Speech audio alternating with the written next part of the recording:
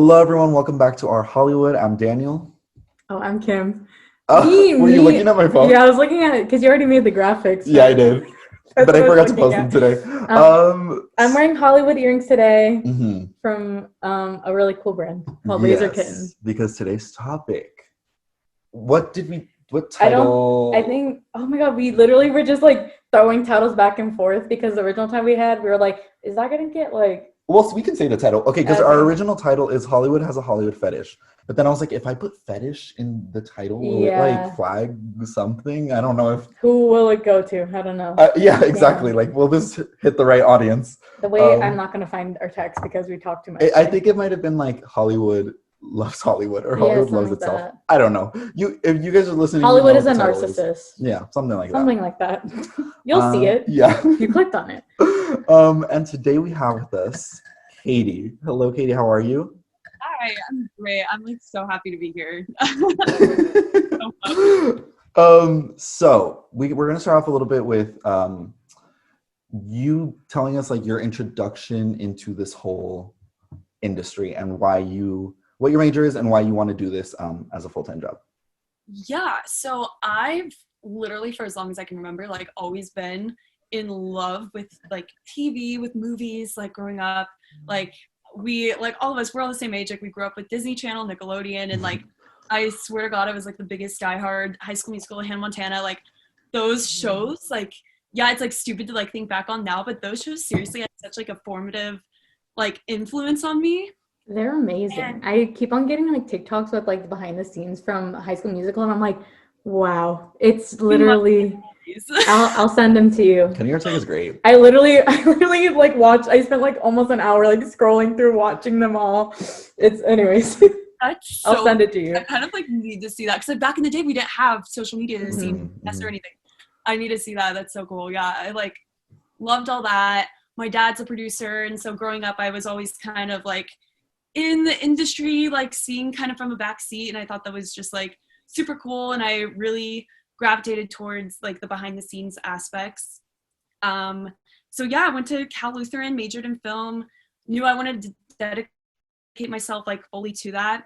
And now I'm working for a talent agency at First Artist Management, working with film composers, music supervisors. And yeah, like it's just really cool to, kind of learn and grow throughout the last 4 years and now kind of be in a place, especially during COVID, where, I get to do what I love. So I'm really happy about that. Yeah, congratulations on the job, by the way. Yeah. Thanks. It took a while. Yeah. Many applications. I'm not even joking. Like, like many. No, yeah, that's something everyone like in this industry, I guess, is gonna have to learn. It's like you just gotta keep trying, Yeah. and then at some point you'll get there. Yeah. At some point, something will stick. Something will stick. Yeah. So do you want to talk a little bit about how you guys met? Katie and I we met our freshman year of college, and we were in the same peer group, which is basically like a bunch of freshmen, and like it's kind of like an intro to college, I guess. And we found out we were both film majors, and then we had classes together and stuff, but we didn't really like start talking until like I feel like junior year when like you asked me to like when I started helping on your film, and then we ended up being co-presidents of the film club at Cal Lutheran, and we did that for 2 years.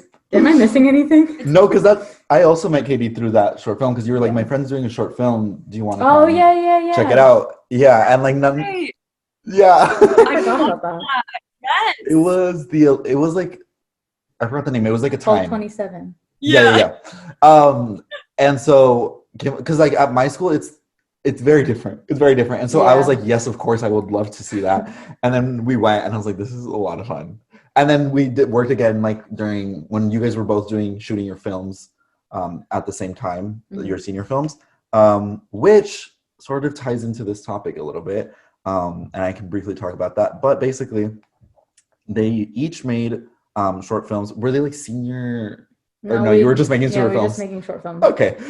Their senior year, through our club. That's what like we do. Oh, okay. This year you TV and cinema club. Yeah. Fun. Me almost forgetting. So Katie, Katie, what was your? If you want to tell everyone, what was your film like what was like the basic plot of it, and how does it tie into this Hollywood like aesthetic? Yeah. So in a nutshell, it followed two young women, one who was in an abusive relationship, the other who was just really kind of lost in life, dealing with a really toxic boss, and just was kind of like, on the verge of a total like breakdown. And I thought it'd be interesting to kind of like imagine, so looking at the idea of Hollywood, LA, that's something I'm just always fascinated about, like growing up here, being born here. Like, I do not take for granted the fact that I live here. Like, I am just mesmerized by this city. But I do know that, like, people think, oh, everyone that lives in LA is, like, the happiest people. And that's just so far from the truth. Like, oh, my God. So I wanted to show that visually by setting this story in LA, kind of, like, not pulling on really my own experiences, but, like, people I've known in life that have, like, dealt with these difficult things, but on the outside they could look like the happiest people you've ever met, but little do you know, when they go home they're dealing with an abusive boyfriend or whatever. And I just thought like the idea of like someone in LA who on paper has like a picture perfect life, it's like no one really has a perfect life. And I really wanted to show like LA, like the title was called Meanwhile on the West Coast because everyone thinks West Coast, Best Coast.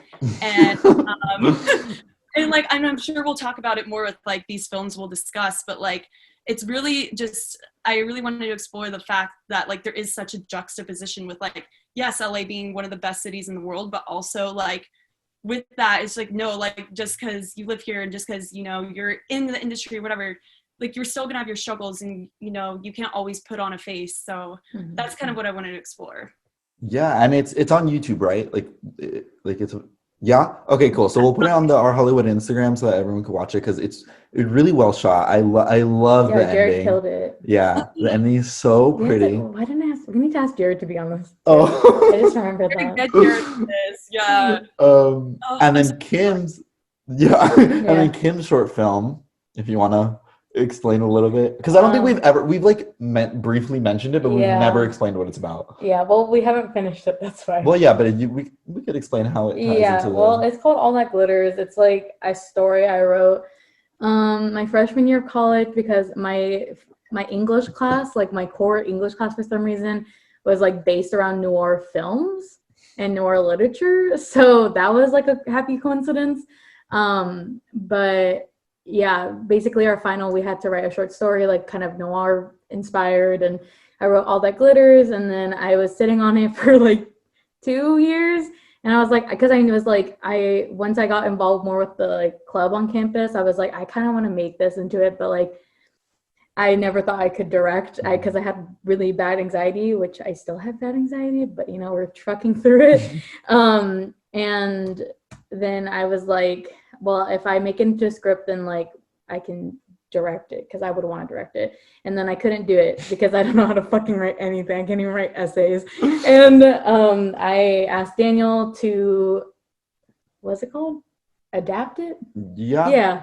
I asked Daniel to adapt it, and we talked about like changes and stuff they want to do, how to make it in like a 3-story arc, which like honestly I think that's really interesting. We should talk about that on YouTube or something. What? Like talk about like how to make a short film and like how it can come from like I just thought about that. That's kind of fun. And then I mean, what's it about? Like a brief. Okay, basically it's about the typical like struggling actress that goes and moves to LA, and she wants to make it in the industry, and she wants to do everything in her power that like she wants like to make it big, because that's the whole thing. When you move to Hollywood, you got to make it big. And then she meets a producer that seems like he can give her the world, but then it ends up he has ulterior motives. We'll leave it at that because it's not out yet. So when that is out, that's the log line. Yeah, that is the log line. But yeah, both short films tie a little bit into this topic and how different people view Hollywood, and how there's like the perfect view of it, and then there's the dark side of it. But ultimately they have like the same thing. At the end of the day, it's the same. Yeah, it's the same thing. Like message. Yeah. They're just showcasing different sides that the director wanted to show. It's like happy ending or sad ending. Yeah. That's the choices. guys Um, are such a good team on that. Like, I seriously loved like just being a part of that, and like just the story, the acting too. Like everything is just so awesome, and like just being on set with you guys was so fun too. Like Daniel, honest to God, like I was always laughing when I was with you. Like I literally like am always laughing when I'm with you. It was so it's funny. because like I felt like everyone was like so stressed at times because like it's like Me. being on a set is like really stressful. Oh, And so yeah. I was like, I need to be the Especially comedic when relief right now. especially when like we don't have a fucking clue as to what we're doing. Yeah. Which is fine because it was like a lot of people's first time Yeah. doing everything like that. Sure. But I don't think it's gonna get less stressful even if we know what we're doing. No. It's just gonna be stressful in I different feel ways. like honestly you're just making up as it goes. Which is fun.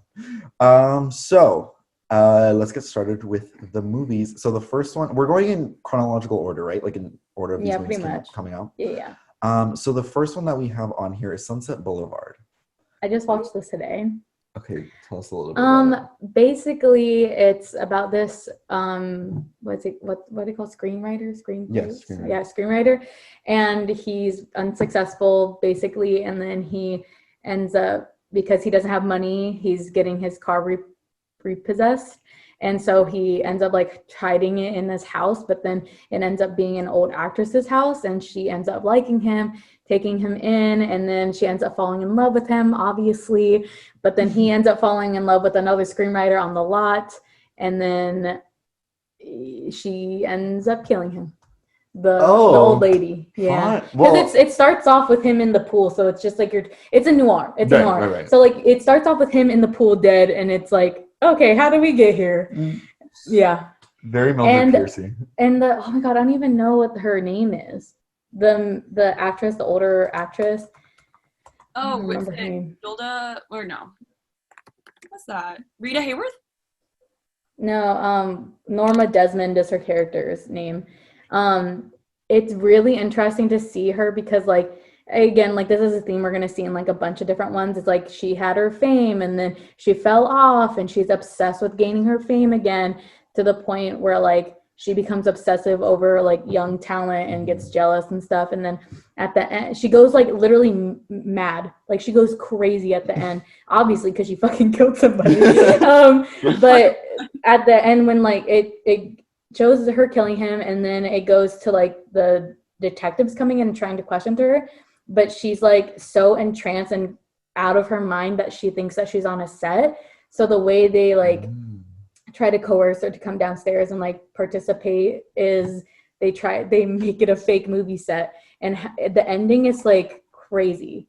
Not crazy, but it's just like chilling. It's kind of like, that was actually very well. Just like now I want to watch it. No, it's good. It's honestly good. I didn't have high expectations at all, and I read like what it was about, like this little thing here, and like when you Google it, and I was just like, oh, see, look, it has 99% on Rotten Tomatoes. Oh. It's good, guys. Like especially for it being on in 1950, I absolutely was like, it's gonna be awful. But there's just sometimes old movies like. Because they obviously like the way they wrote stories was really different back then, so sometimes they're harder to follow. For our generation, which our movies are very fast paced. But then sometimes you find something you're like, well, this is amazing. Yeah, and it swept the Oscars. Like it got Best Picture, Director, Actor, Actress, and more. And like it like swept. When I googled the awards, I was like, oh my God, this is crazy. They absolutely killed it at the Oscars. So it makes sense. Right. I kind of forgot that tidbit when I was watching it, and I was like, wait, no, it's really fucking good. I really like studied more movies of that time a little more, and like had more appreciation for that. Like I'm sure maybe other film schools like go more into that, but like that's like I feel like such a staple movie, and so many people like have not seen it, and that's so. No, I think a lot of film classes, they'll have like a couple old ones, but it's the same ones over and over again. And there are so many different ones that like they're like hidden gems essentially, because like our generation doesn't know about them, and they're not as like well known. I was so shocked by how many are on streaming platforms. Yeah, when you because Kim wrote the outline for this one, and after each title she wrote Amazon Prime, HBO Max. I was like, they're all available? Yeah, I was really confused too. The newer ones are more the ones that weren't available, which is like weird to me at least. But if anyone wants to watch Sunset Boulevard, it's on Amazon Prime. Yeah. So if you have Amazon Prime, go check it out Yeah. because Amazon Prime has some good movies on there sometimes, and then sometimes I It's feel just like anyone can their put it on. web fate. Like when you try to look for movies to watch, it's so ugly. They need Amazon Prime. It's Fix hard. it. It's hard to look through. Yeah. Yeah.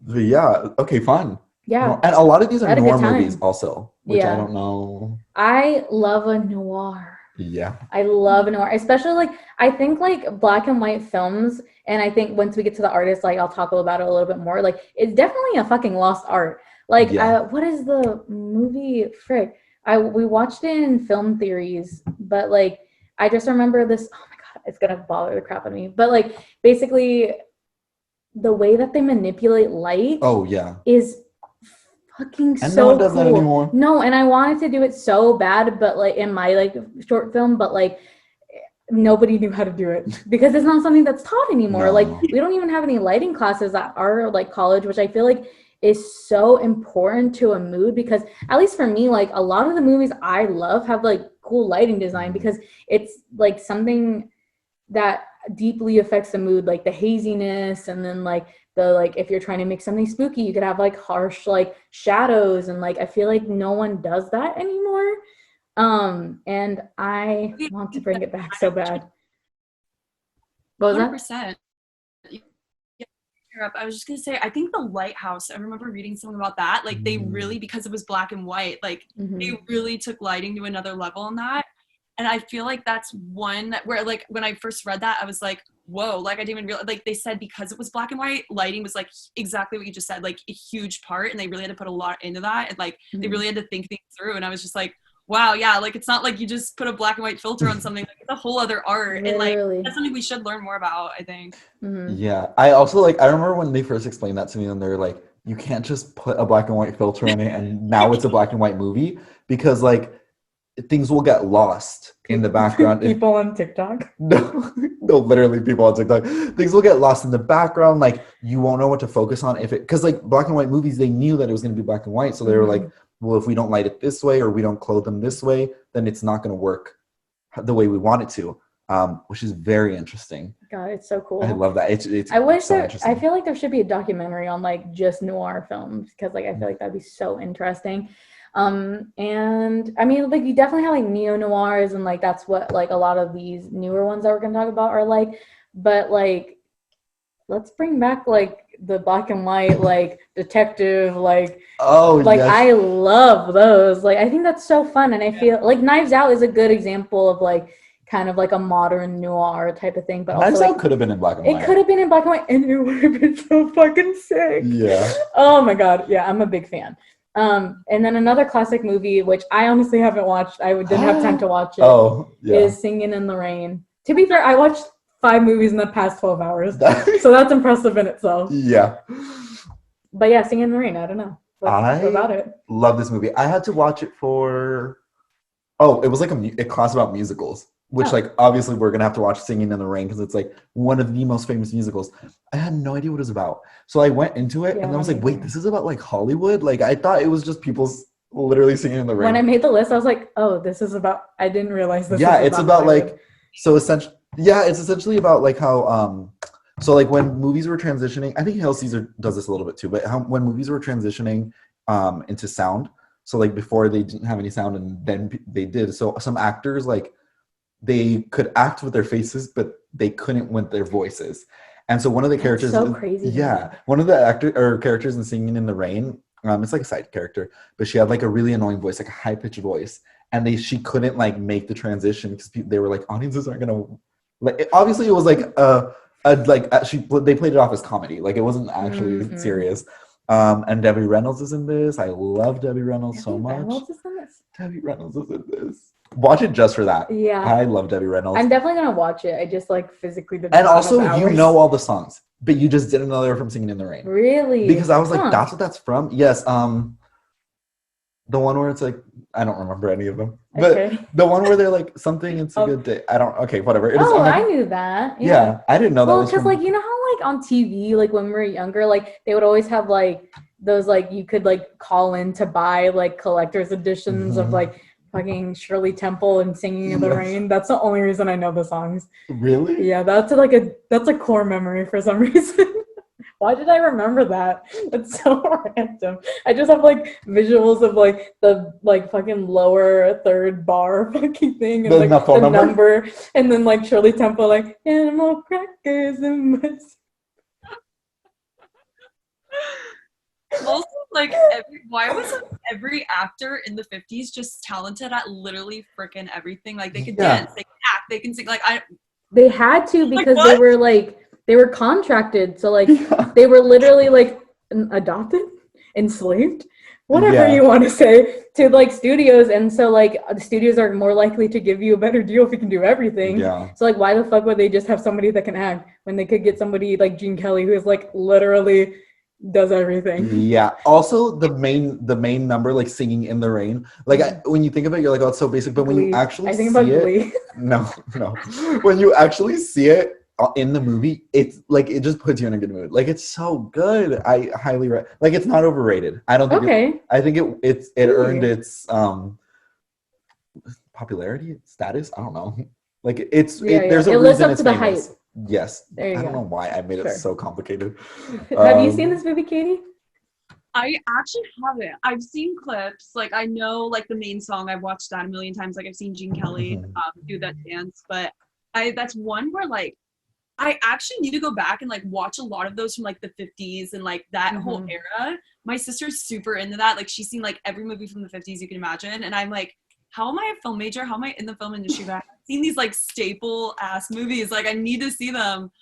Yeah, I think a lot of like a thing with film majors is like, dude, a lot of times I lie about the movies I've seen. No, me too. That's why my letterbox is popping out. I'm like, do I say that I've watched it before, or do I just? I just don't know. No, it doesn't, because it doesn't actually matter. Because yes, here's the thing. I think every movie is a learning. Like you learn something from every movie, whether it is Spy Kids or Citizen Kane. You will learn something from that movie, like how it's shot, how they use, like from the writing to the lighting to the everything in a film is a learning experience, especially for us because we're paying attention to those things.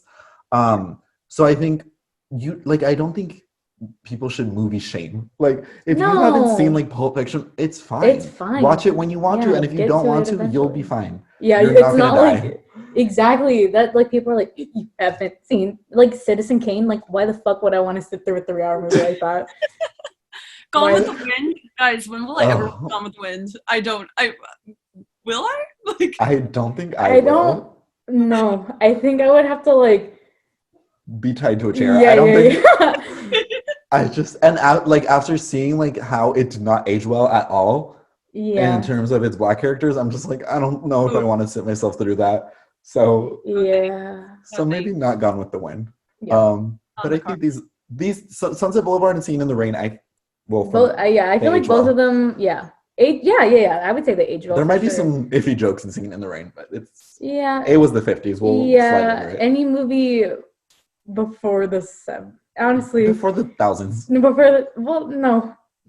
the 2010s. Okay. Yeah. Comedies in the early 2000s those are pushing. They were ruthless. The Wayans brothers had no fucking chill at all. Anyway. Star is Born. Okay, so this movie has been made 4 times? 1937, 1954, 1976, and 2016. When did the new one come out? 2016. I think it was 17 because I remember it was like a good year at the Oscars, right? Is that the one that you always talk about? No, that was the year after. So yeah, 2017. 2017. Okay. So good year at the Oscars. So we weren't sure if we were going to talk about this one because we were like, does it count? But I feel like after seeing all these other movies, I think it does count. Yeah. And the reason I think it counts is because I think we're just brainwashed by the new one it was like because the new one technically it's like Hollywood because music industry is still Hollywood, but like the older ones, the people are directors and producers or something. The Bradley Cooper character. Yeah, the Bradley Cooper. No, not Bradley Cooper. What? What were we gonna say there? I was trying to say Cooper. Oh, I was literally trying to say Cooper, but it just thought that Coopy. Like, I had no control over that. That's so funny. Please keep going. Anyway, those characters are in the film industry rather than the Mhm. music industry usually. So it counts. I watched a video a long time ago about the differences between them, but ultimately at its core it's all the same. It's the same basic story. Yeah, which is the theme of pretty much every movie on this list. It was like, is fame really fulfilling? No, because you can be depressed at any point in your life. Yeah, Basically. That's literally Not to like make fun of that, No, but like no. I'm just saying, like, you know, cheesy, like not cheesy, but it is cheesy a little bit. No, I think what it's like, it's generic, but they really think they're doing something original, I think. But it's fine. Like I would love to like make a it. movie like that. Yeah. I think that's what my short film is. All the Hollywood movies are the same theme, but it's fine because it's so look at all these interesting. movies. These movies are all great and like they're the same thing. Yeah. Essentially. They're just different directors' version of it. I am a person that has a Hollywood fetish. I am. Likewise. Wait, question for you guys. Why do you think this movie specifically has been remade literally so many times? Like, do you think there's something about like the story? Do you think like from the first one is 1937 and we're still doing a remake? Like, I'm I think curious. it's like the same thing as like Little Women. There's something new to pull generationally, like to focus on. I think. I mean, I've only seen parts of the Barbra Streisand one, but I haven't seen the other ones. But I think that's why. Like they pull on different like notes on the story that make sense for that generation. I'm pretty sure. Who played the Lady Gaga character in the other one? So Barbra Streisand did one of them, right? Mm-hmm. And then Judy Garland? She was one of them. Yeah, 100%. And there was another one. I don't know who the other one was. The 1937 one was Janet Gaynor and Frederick March. I'm sorry to that woman that we don't know who you are. I'm sure It you was were 1937. We were not even a thought yet. No. Neither were our parents, so I think it's fine. Interesting. No, yeah, that's a good question. I think again, like it's such a like at the bare bones story, it's like a love story, and I think love stories can be told in so many different ways that like if you strip it down to its bare bones, they can tell it again and again years to come. Yeah, I mean, all romantic comedies in the early 2000s were like that, and the 90s. Yeah. But it's like, it's enjoyable because it's like, you always need, like, you know how like that TikTok, I keep on mentioning TikTok in this one, but you know the ones like when you adopt the main character's personality after you walk out of the theater, like it's just like, and you have that for like 2 weeks and then you forget about it and then you watch like another movie with the same thing and it's just like a refresher. I think. Okay. I see what you're saying. No, yeah, I was literally thinking about that TikTok like 4 days ago or something. Like my sister sent it to me like months ago. I think it's the funniest thing ever because it's something like growing up I always did, and I'm like, oh, someone's literally saying it. Like, okay, this is something we all do. It's so funny. No, that's why I love TikTok. It makes me feel like a little less crazy. Yeah. But yeah, that's A Star Is Born. I will have to watch the other ones because I really want to. I just don't know where. Oh yeah. We'll get there. We'll find it. Oh my god, they released it as a box set. Like although I would buy that all the Avengers movies sure. are in one, it's like all the Star Is Born movies. I could imagine the Avengers box set would be like a grand. Probably. Mulholland Drive was released in 2001, directed by David Lynch. Also, for some reason, my brain was like David Finch the entire day. It was like David Finch. I was like, I do that every time. But like, what? I think David Fincher is a person. I feel like that's an actor. Really? David Fincher is a director. He did Social Network. Like he's like a big. I always get them without a doubt. Gone Girl. Fight Club. I was like, I know that name. Oh, so I was just confused. Okay, you're just missing a director. That's okay. One of them should be like Dave. Dave Lynch. Work it out between you guys. Yeah, we can figure it out because this is too much for us. Where do I start? Okay, well, this is Daniel and I's first time watching it. Did you watch it, Katie?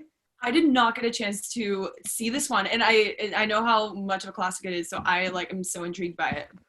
You absolutely have to watch it. Yes. Okay. It is.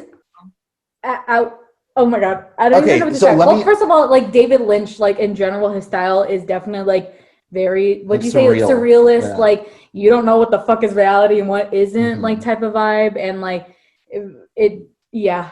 So going in knowing David Lynch style, I knew I was gonna be a little bit confused, but I think because from David Lynch, I think I've only seen like a couple episodes of Twin Peaks and like one other movie, but I don't remember which I one. think I watched Blue Velvet, but I wasn't paying It attention. might be Blue Velvet. Because I think I was like too young to be watching it, and I was like, I feel guilty. Yeah, David Lynch is for older people. Mulholland Drive, Blue Velvet, Eraserhead. Dune, but like Dune was like fine because it was like he wasn't. He didn't have much say in that one. Yeah. Anyway, so Mulholland Drive starts with genuinely, I don't know how to. Well, okay, the basic premise is like a woman gets into a car accident and she forgets everything, and so another aspiring actress is trying to help her remember who she is. That's a good way to put it. And that's what the very basic premise of it is. Yeah. However, it's David Lynch, so obviously that's not what's going on at all. Yeah. And so I'm still really confused about the TikTok, the person that I made the TikTok about. Did I sent you? Oh no. I'm still confused about that. Okay, so we'll explain this to everyone who hasn't seen it, because also I feel like this isn't a very popular David Lynch movie. No, I don't think so. At least not with our generation. No, I feel like it's Eraserhead, like Lost Hawk. I feel like those are like more well known. Twin Peaks obviously is like his most famous one, but I don't think anyone knows about like Mulholland Drive other than like David Lynch fans. Well, he loves Laura Dern and Kevin McLaughlin. He loves them. Why is he? Laura Dern is in like almost every single one of these things. Okay. Well, we love Laura Dern though. So I started watching this at night, which by the way I don't recommend because I was not okay after. Please watch it in the middle of the day. Yes. Which I did. And so a lot of sometimes what David Lynch does is he's really good at making like an uncomfortable atmosphere where you literally don't want to look at the screen. Okay. No, literally, like from the moment the movie started, I was like, this is erotic. You feel like you shouldn't be watching. I feel like I'm watching like low-key like the longest softcore porn movie I've ever seen in my life. That's what you thought of it? No, but like I'm just trying to make a joke. No, like it's definitely erotic. You can't tell me that it's not. It's a horny ass movie. No, yeah, okay, well, okay. So is Blue Velvet though. A lot of his movies are horny. Yeah. The one with Nicolas Cage too. Sorry. Okay. Sorry. Okay. The two main female characters, I was like, oh, are they gonna be lovers? But I was like, he's not gonna do it, and he did. Literally. I had that on my notes. I was like, this would be so much cooler if they were lesbians. Well, I mean, they're not lesbians, but like, you know. But yeah, okay, so sorry, spoiler. Yeah, we're gonna spoil it. Sorry, but it's honestly better that you know that going in. It is, because I wish I had known what was going on before I went in. Yeah. Because figuring it out was just. Oh god, my brain was hurting. I have a notes app theory that I will be telling you. Yes, I'm very excited to hear about this. So I've been waiting all day. The first two acts of the movie are this mystery. Plays out very straightforward with like random things thrown in that you're like, ooh, that was weird, but move on. And then the movie keeps playing. And then there's this blue box that is like teased throughout the movie. And then one of the main characters opens it. And then from that, the third act is completely different than the rest of the movie. It goes off the fucking... And it moves so quickly that you don't know what's going on. That was the part where I wasn't paying attention for 5 minutes, and I looked up and I was like, wait, what? Yeah. So I had to go back, and I was like, okay, a lot happened in like 5 minutes. So should I just go into my theory? I feel like now, or... Because I don't think you need much other preface. Okay, so essentially... Yeah. Oh my god. No. There's a lot of notes on that. No, it's not that much. It's just like I had to organize my thoughts. The main character. Okay, this is what my theory is. So the first two acts is like the movie. Can I do mine first? Because mine's a lot more shorter than whatever that is. Go ahead. So my theory is very basic. Like I definitely look at it for like the most basic storyline I could get. But basically, I think that the blonde character, I'm so sorry, I don't remember their names. Diane and Betty is the other, or Rita, technically. No, Rita's the one with the dark hair. Yeah. Rita and Betty. The blonde one is Betty, right? Yeah. So the blonde one, Betty. Well, they switch names, and the blonde one and the brunette one is how I will refer to them. I'm so sorry to these women. That honestly would be easier to understand. Yeah. So the blonde one, right? She's like the one that just moved from Canada, and she's like she really wants to make it big in Hollywood, and you know. And then the brunette one is the one that got in an accident and doesn't know who she is, right? Yeah. And so in the first half of the movie, the blonde one is doing like really, really well. That fucking scene where she's doing a casting, oh my god, I felt so uncomfortable. I had to pause. I was like, anyways, she's doing really well, right? And then like in the third act, it like switches. So then the brunette one is doing really well and is like successful in Hollywood, and then the blonde one is literally going fucking insane. Yeah. Like she's batshit. Yeah. Like it, completely different people. Honestly, actress Naomi Watts, I believe. Yeah, Naomi Watts. She deserves the world. And I don't know any other movie she's in, and she deserves so much more. Yeah. I'm so sorry to this woman. Because I love you, though. she plays essentially two characters, the Betty one from the beginning, which is like the aspiring actress, and then the Diane one towards the end. It's like but they feel like different characters. But Dark it's the same Betty. actress. No.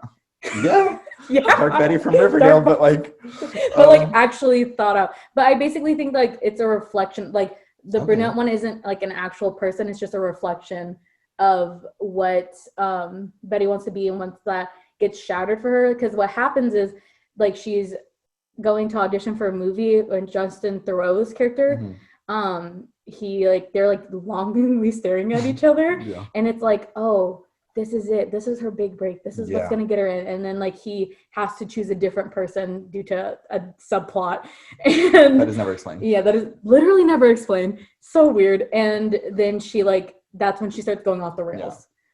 So I think that's like her reality got shattered, and then it just flipped, and like she became like, instead of like aspiring, she became vengeful and like upset at Hollywood, and that's why the brunette character started to like flourish, because that's what she wanted, but now she can't get it, and she literally has meltdowns all the time about it. So so there's a scene in the movie where both characters go to this club called Silencio, and it's very weird. What do you think that was? It's never explained. It's weird. The man is like saying like everything is an illusion, and that's the scene that they're both wearing blonde wigs, right?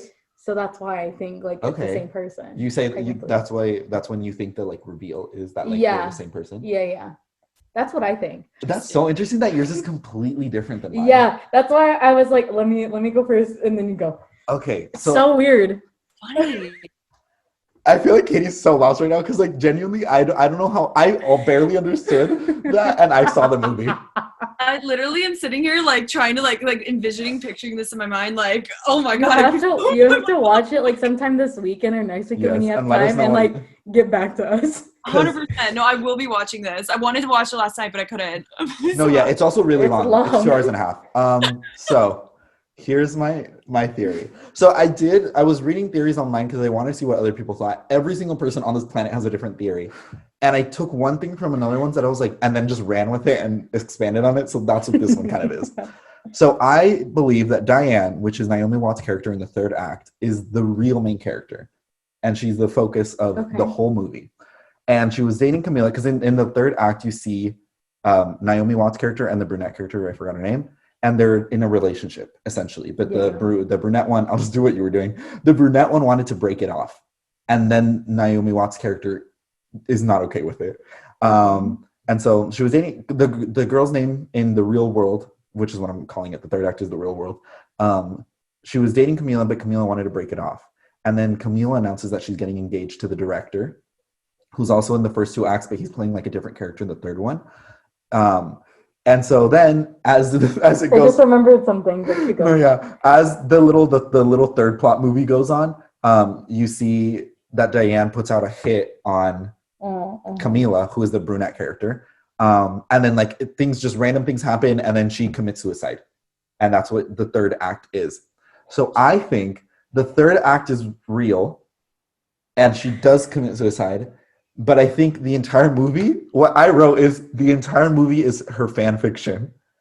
So it's what she wishes happened. Honestly, that's a good theory. Because you know how it starts with they're gonna kill the brunette character? Mm-hmm. So I think this is what she wishes the world would be, because she regrets putting out the hit on her lover, essentially. So this is what she wishes happened. She wishes that the lover miraculously escaped the hit. And she doesn't remember anything. And they get to fall in love all over again.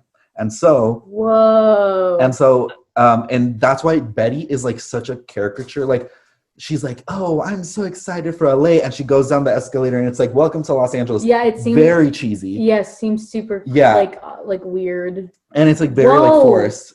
Whoa. Honestly, yeah. And then the article I sent you guys, absolutely different. Yeah. Completely different. Well, okay, but this also explains, because I was like, I have a theory on why Billy Ray Cyrus is in this. Yeah, so Billy Ray Cyrus is in this? What?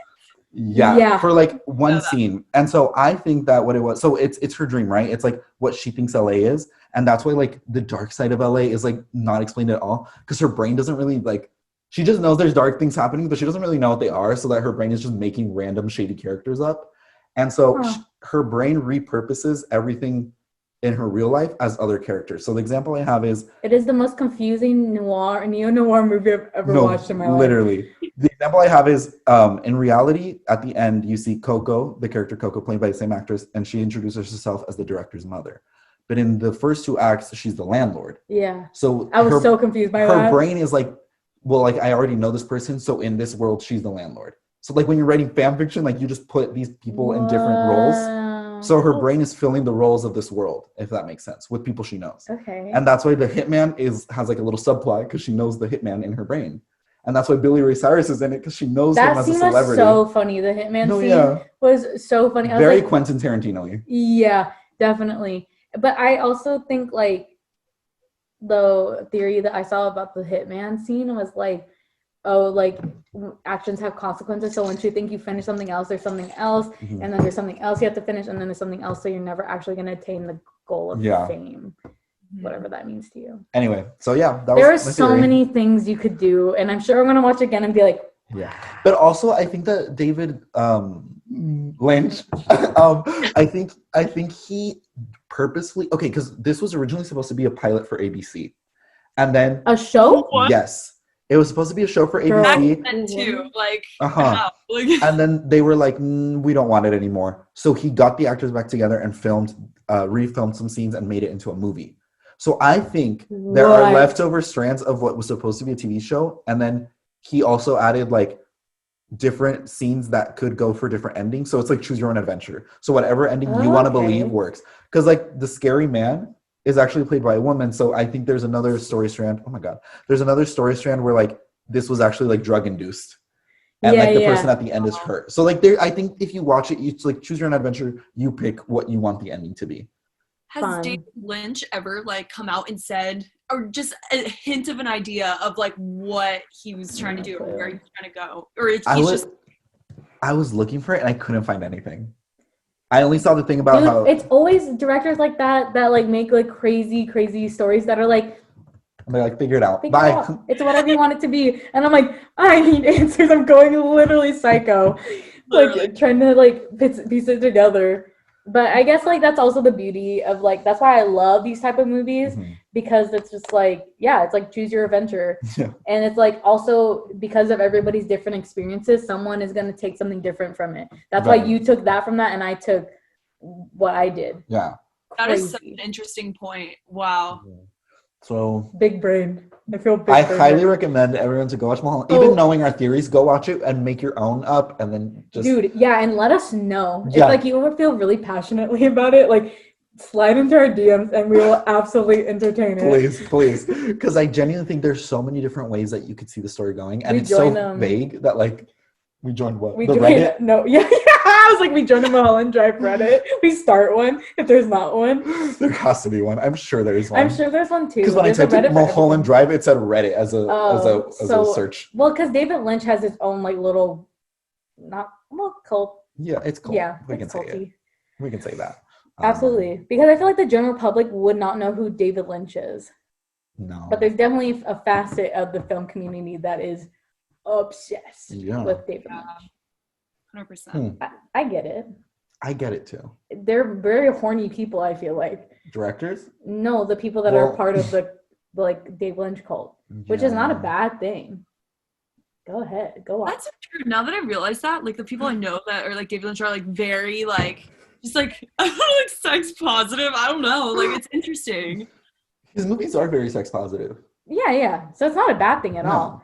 I think more people should watch it because you have to be uncomfortable to like at some point with something to accept it. I feel like. Yeah, that makes sense. Yeah. I like that. Not like everything, but like most things. Yeah, there's lines to be drawn. Arm and Hammer. Anyway, so lines to be drawn. Oh yeah. So yeah, that's Mulholland Drive. Essentially, I think David Lynch wanted to show. I don't know. And I don't know what he wanted to show. It's so crazy because the next movie we're talking about, absolute opposite. Yeah. Completely straightforward, pretty much. Like, we get it. Yeah, she was like, guys, it's right. Like she fully laid it out for you. Yeah. I mean, she didn't. Okay.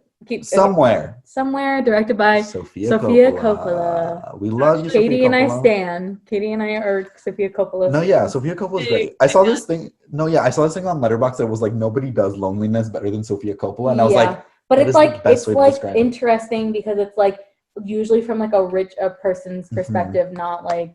And I think that's an interesting perspective to have, like, get, because she's been rich her whole life. She's a part of the Coppola. So she's like, able to write. Yeah, but it's still relatable. Yeah. So like loneliness is loneliness, yeah, whether exactly. you're rich or not. Good. He gets it. Okay, so you guys each have notes. I watched this today. But you guys talk a little bit about Katie, what you guys like. If you want to explain like what the movie is and like your thoughts. Yeah, so just to preface, like Sophia Coppola is like, I told Kim this, like my number one, like seen all her films, love her, did a documentary about her in high school. I could literally talk for hours. But this movie, literally, I just rewatched it too because I saw it on this list and I like just wanted to, it's been a while since I've seen it. And the way, okay, wait, so I'll talk about what it's about. I realize so, it's about this actor. He's a guy. He's living in the Chateau Marmont that's on Sunset Boulevard. It's a really famous building in Hollywood, West Hollywood to be specific. A lot of celebrities will stay there if they're like in LA or like filming, whatever. Like it's a very notorious space. So it's like definitely a very interesting place for this film to be, you know, taking place. So yeah, he like is with his daughter and he's just really, he's kind of like washed up, like kind of like past his prime, and he's kind of like getting fed up with fame and like being a celebrity. And like Sophia Coppola really shows in this film just how like we all think of celebrities that have like these like lavish happy lives, but like you really like show like step by step, like this is the day in the life of an actor. Like you're in the makeup chair for 3 hours getting like shit thrown all over you, like you're by yourself. Like it's a very kind of like, and I know Peter Dinklage actually has talked about this too. He's like acting's a very lonely thing. Like it's, you know, you go to your set, then you come back, like you always have different schedules. It's hard to socialize. And like, I don't know, I feel like Sophia Coppola really captured this. And, you know, by the end of it, he kind of realizes through like connecting with his daughter, he really realizes, you know, what's important to him and in life, what he wants to get out, what he wants out of life. So, and I kind of like drew a connection to BoJack Horseman to this too. It's like very much that whole like exploring depression as a celebrity and, you know, the ups and downs and like really how awful the downs can be. And and just to talk about like Sophia Coppola and her like filmmaking, it's just like the way she captures it. And there's like, if you notice, there's like not really a score throughout the movie. It's a lot of silence, not a lot of dialogue. So much silence. Right? Yeah. And it's like the way she like captured that, it just like blows my mind that like she could like have this idea in her head and like show like, okay, I know this will make that person feel like so like the audience feel so lonely. So I don't know. Yeah. And it's just something I was thinking about is just like it's like how fulfilling can fame really be, right? Like once you're at the top, you know, you're working so hard, you're working for like decades sometimes, and you finally reach the top, and then it's like, okay. And I know like Taylor Swift's talked about that. Justin Bieber's talked about that. Like you get to a point where you're like not even fulfilled anymore because like how much higher can I get? And so yeah, I just think like that's a really cool, like interesting thing for her to like explore. And, yeah, what are your thoughts, Kim? I'm like so excited to hear what you think about this. So I watched it. Okay, so a lot of these movies like I watch in high school, but then like you don't really know anything in high school. So I feel like the movies you loved in high school, you should watch again because you're gonna get a completely different message. No, yeah. Like once you experience like just a few more years of life, and I'm probably gonna revisit when I'm like in my late 20s. In your 40s. Oh my god, yeah. Did you see that TikTok that was like, oh my god, I'm so sorry. Did you see that TikTok that was like all the High School Musicals are literally the same, like they all have the same. But I knew that since I was a kid. Though. Yeah. So like maybe I was not. like, Gabriella's sad again. No, yeah. Troy's confused again. But I feel like, yeah, exactly. But I mean like the indie movies, because you think like you're fake deep, like you're in your Tumblr aesthetic or whatever, like Instagram, whatever you're trying to fulfill, like what you think is cool. But you actually don't know what the fuck you're talking about. No. That's what I was in when I was watching this. like the first time, which also Hail Caesar as well, but we'll get there. Uh-huh. So I rewatched it last night, and I also like the fact that you're like you said like Katie that we think that like their celebrities' lives are like we have like an idea, right? The first idea you have of a celebrity is like noise, nothing's silent, everything's moving, like blah blah blah, and that's like a lot of these movies. Like you get on the set and you're like everything's moving, which like is true, but what happens when you go home? What happens when you have to like sit with your own thoughts and like be an actual functioning human that has like full thoughts and emotions and are not like acting in someone else's shoes? And like sometimes I feel like you may, especially if you're an actor that works constantly and like you're in your peak, like I feel like sometimes you lose a part of yourself because you take on the personalities of the people you're acting for. I've never been an actor, but I do sure watch a lot of actor interviews, and I feel like I could like gather that.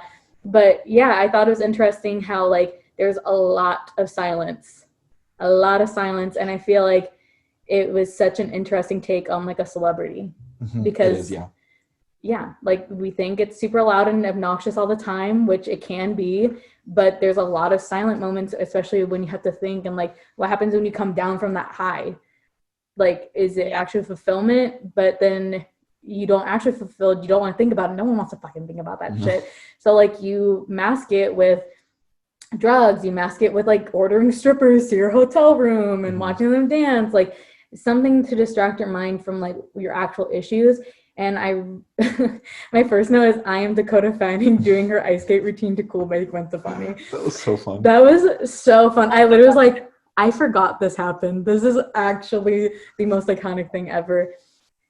I think he just has a weird relationship with women. Because it's alluded that he has mommy issues too.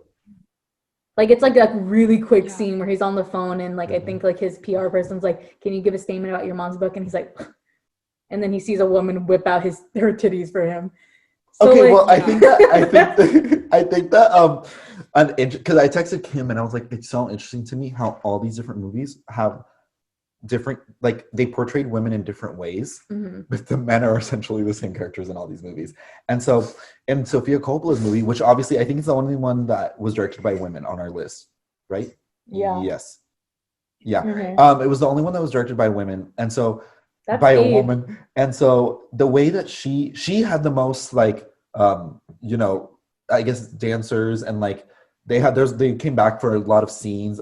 This character was like hooking up with a lot of different women. So the only female character that you see throughout the movie that sticks is the daughter. All the other ones are sort of objectified, but not like she's doing it on purpose to show you how this man views these women and how he literally has a daughter that he like has not really been in her life. Yeah, and I think it's interesting because like one of the scenes where he goes and hooks up with his neighbor and then he comes back and she's sitting outside the door and she's like, I know something's happening. Or like, well, first it was like a person like in his room. He's like, get the fuck out of here. And then he's like, not the time, let's go get some burgers. And then he went to go hook up with the neighbor and it was like, it kept on getting closer and closer encounters. And then when they went to Italy and that lady like stayed the night and then had breakfast with them. And then I think she like finally was able to like communicate to her dad, like, what the fuck are you doing? Like they didn't speak at all, but Dakota Fanning. No, Elle Fanning. Elle Fanning. Is That's Elle? It's Dakota Fanning. It's Elle? They look similar. Like, they're identical. Yeah, so sue me. Yeah. I was like, where did Dakota both Johnson of the Fannings are incredibly talented. Yes. So because how old was she in this movie? And like she did that all with her face. All with her face. Lots of acting exactly with her face. Because there's a lot of silence, and I feel like a lot of times, like I think it was a really interesting like paternal and daughter relationship, which is like something that's like super complicated. And I think they did it so well, especially because and then at the like towards the end when she's like when they're driving to Las Vegas and she starts crying out of nowhere and she's like scared because like she doesn't know when her mom's coming back and like she's like, well, you're always gone. And like I think that is finally when it clicked for him. Yeah. Like seeing his daughter like finally break down and be like, I want you around, basically. And like I thought it was interesting also, like when he sends her off and the helicopter starts going, that's when he decided to be like, I love I'm that sorry. scene. No, it was good, but I Yeah. just think it's like such a man No, yeah. thing to do. Like I'm sorry I wasn't around. When she can't hear, And and she's like, goodbye. She's like, love But it ya. was so good. Okay, I So honestly, good. so like this was my first time watching it, Mhm. and so as I literally sent Kim a Snapchat like halfway through, and I was like, this movie is so boring. And then I went on, and I was like, wait. No, And when it the scene that you clicks- sent me, I was like, yeah, that's like the slowest part. Yeah, when it clicks, what the movie's about, I was like, that's good. Mhm. And then once once Elle Fanning's character starts crying, once Cleo starts crying, I was Mhm. like, oh my god, I get. And then the last like 20-30 minutes I loved so much. And I Mhm. love when he's on the phone. I love when he leaves the car. The last 30 minutes are amazing. Yeah, I feel like that's always like for movies, like the first like over half, it's like, but when you get to that third arc, it's like, okay, this is like Yeah. make or break. Is it good or is it not? And it is good. And it is good. Highly recommend, especially if you like slow burn movies, because I think this definitely is like you're seeing she's trying to show the mundane parts of the Mhm. actor's life. You don't see him shooting a movie. You don't see him you see him eating breakfast and sleeping and like all these like very like in one the of those pool. type of movies that like nothing happens, But like yeah, but something nothing happens physically, but people, emotionally yes. something does happen. Yeah, I love those type 10 of out of movies 10. though. But I thought it was interesting that you said like similar theme in BoJack Horseman. When I said that, I texted Katie and I was like, absolutely yes. Yeah. But I feel like absolutely like BoJack Horseman definitely gets like darker because it's like a TV show Cartoon. and you can like do that. You have more time to. But I think if you like BoJack Horseman, you would definitely like this movie. 100%. Especially since BoJack Horseman finished and you need to feel something. Okay. There you go. Anyway, so that was Somewhere by Sofia Coppola. Highly recommend. Her view of It's on Hollywood. HBO Max and Prime. Yeah, her view of Hollywood is very much the same as these other people, but it's a Mhm. different aspect of it, much more grounded than David Lynch's view, but it's still great and worth a watch.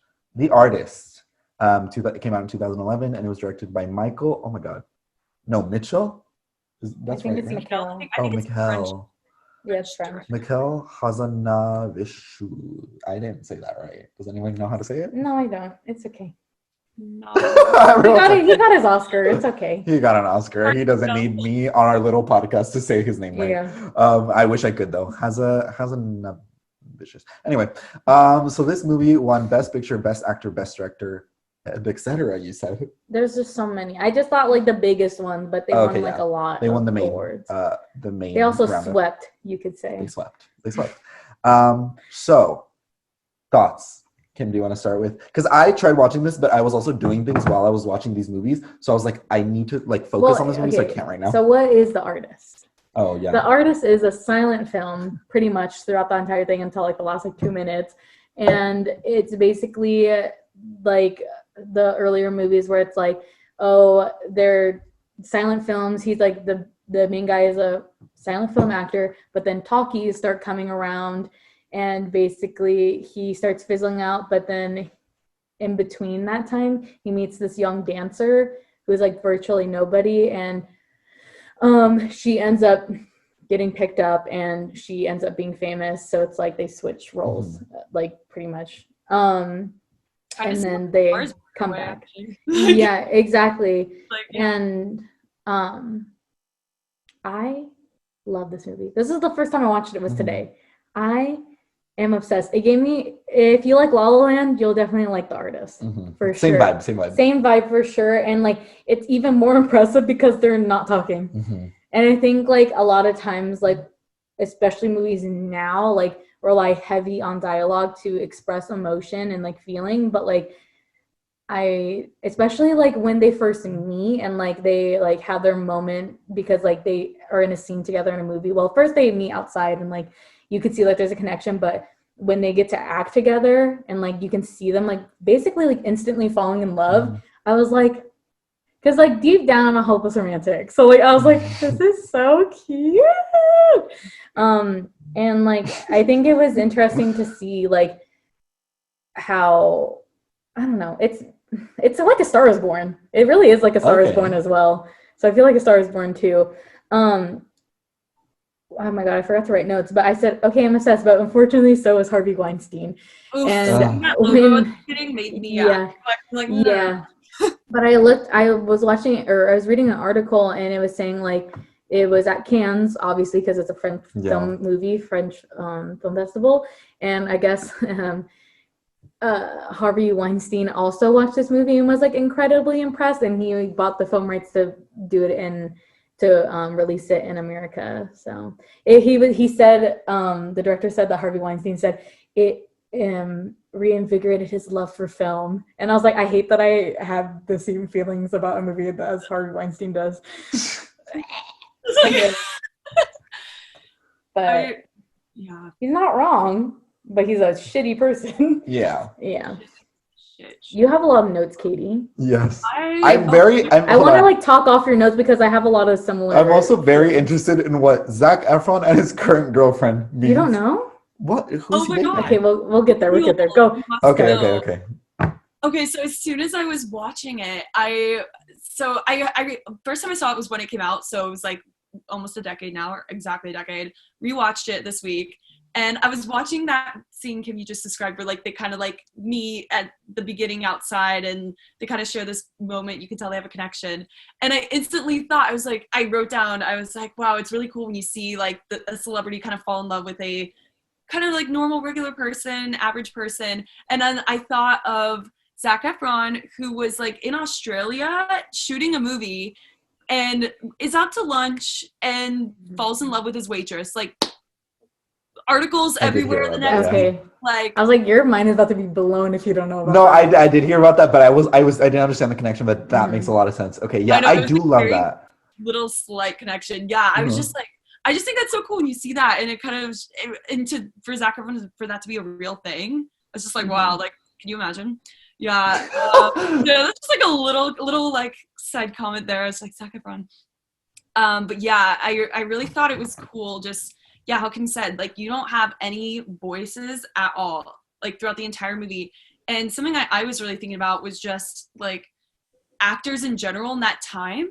It was a whole different form of acting, right? Because like you had to like really emote, and like when they were casting this film, they had to find actors that could replicate exactly how they moved back then. And I was watching them act, and I was just like, geez, like the way they like just move in general in their faces, like you don't see that anymore. And I was just blown away by the fact also that this was a French film, like doing like they're in first of all, I just think it's so like courageous for them to even like try to do a silent film, let alone France, and then for them to like sweep the Oscars. Like it's kind of like like Parasite is like a whole other level, but like in a way it's kind of like Parasite where you're like, oh my god, like, that came out of nowhere.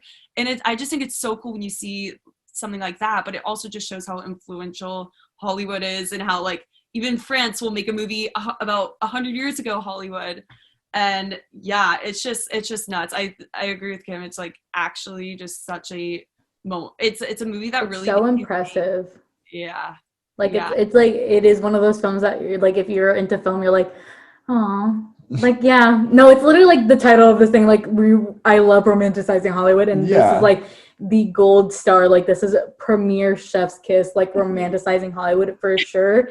And I thought it was interesting, like again, like how you said, like how they moved, especially like because objectively, like any movie that's going to be about like actors and like Hollywood and them being in like the industry, they're going to show them in like the works. And that's another trope of these movies, is like they'll put basically an entire scene of the fake movie in the thing to like showcase how these like the characters would act in a movie, you know what I mean? Like, so I thought it was really cool to see the main actor, like how you said, like he would, when they would start, like his face, like he would go from normal to like this crazy, like he would move his eyebrows, he would completely change his face. And I think that's always so interesting, especially they have to do in musical theater a lot, because like you know, it's musical theater, and there's a lot to be left to the imagination, which is kind of like similar to like, it's a different form of acting. So I thought that was really cool, and I thought it was like, it definitely gives me La La Land vibes, because like the main character is like Ryan Gosling's character, and then the female character is a lot like, it's like this dark, like very traditional, like no, we can't move past this one thing because like this is what I love, this is what I'm good at. And then he falls in love with the person that stands for the absolute opposite of what he does, like he is about. So I love that. It's like the enemies to lovers trope. I love that. But there were enemies in this thing. Like they immediately fell in love. And the actress too, the one that plays, is her name Penny in the movie? Yeah, I don't know how to pronounce it, but I looked her up too after we watched it. She is immaculate. I don't think she won Best Actress, but I absolutely think she should have, because she was that good. Like she was absolute scene stealer. And I thought, and like also like I think it's so impressive, like the comedic beats. Like I actually laughed at like parts of this movie. Like the comedic beats were like really good, and I don't know, I really love this movie. I'm very much a stan. The actress, especially the ending scene too, where like you just see that's a like really like I don't think I cried, but like I definitely felt it coming. Where I'm like, wow, and it was her face, like just that's because it was so kind of like light relief throughout most of it, and then at the very end it gets very serious, and then you see her like her emotion. It was the first time you kind of saw her upset. And like it was really cool to see. And then also it's La La Land but with a happy ending. Like it ends up working out. So as much as I love La La Land's ending, I think this is also good because it's a happy ending. We can have both. And I think it's like very, because the director wanted it to be a love letter to old Hollywood, obviously, and I think it had to end like that. Yeah. Because that's how the endings were in those movies at the time. So it wouldn't make sense if that, because movie did, but it makes sense for La La Land to do that because it's set in like modern times. Yes. So true. That's very interesting. Which we can talk about La La Land now, because since we're already like talking. Yeah, we can. They came out the same year. Yeah. So La La Land. When this first came out, I literally, it was like one of those things, because you know how like I always say like I was on the Euphoria train before like everybody was, and like I was telling everyone to watch it. Same thing with La La Land. You know how like the trailer came out in like theaters like a year before? Yes. And I remember it coming up and I saw like the stars come up and I was like, I have chills. And I was like, guys, we have to see it. And I kept on saying to people, like I was like on the nose, like anytime a trailer dropped, anytime anything dropped about that movie, I was like, guys, I'm so fucking excited for this movie, because I loved Damien Chazelle's, what is it called? Fuck. The drumming movie. Whiplash. Oh. I was gonna say Whip It, but I was like, not the Elliot Page movie. Oh my god. And yeah, basically I was fully obsessed with this movie, and I feel like I got shamed out of liking it, because so many people fucking hate this movie for some reason. For some, I was going to bring that up. Like, why? Why do people hate it? They're just haters. Okay, here are the complaints that I've heard. First of all, for the record, I love this movie. Sorry. I love this movie. And the first time I saw it with my friend, and all our English teachers were sitting in front of us. Like all the From English, high school? Yeah. All our English teachers had gone to see it together. They were sitting right in front of us. And I noticed halfway through, I was like, cute. They're all in front of us. Like, we're going to see them on the way out. And we're going to have to talk about, like, I don't know. And so when we went outside, the movie was over. I was like, I don't know how I feel about it yet, because I didn't. And then we talked to the teachers and we were like, what did you guys think? And they were all like, well, one of my English teachers, she was like, well, I loved it because it felt real, right? That's what she said towards the ending. And like when she said that to me, I didn't understand it, because I was like, what do you mean? That was like a dream sequence at the end. Like, what are you talking about? And then I revisited, because I was in high school, obviously, like I was not going to understand it. And then I revisited again when the same class, like the musicals class, like history of musicals.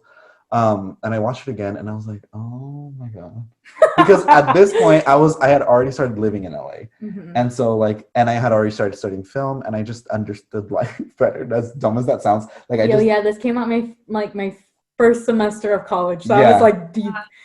Obsessed. And so I saw it and I was like, oh my god, that was so good. I'm obsessed with it. I love the soundtrack. I overplayed it so much. Such a Not good overplayed. I beat the living shit out of that fucking soundtrack. Anyway. Go on that freeway. You know the big beginning. So it's like the 110, the 105, and like every time I drive on that, I'm like thinking about La La Land. It totally boosts my mood. And every time I'm with someone, I'm like, by the way, this is the La La Land. I remember when you first pointed it out to me, and I was like, My Life is Oh yeah, we were Frustrating. driving on it, and I was like, "This is the La La Land one." She's like, "What?" And we were literally on the like turn. Yeah, I love this movie so much because you can go to all these places. Like all these places are real LA places.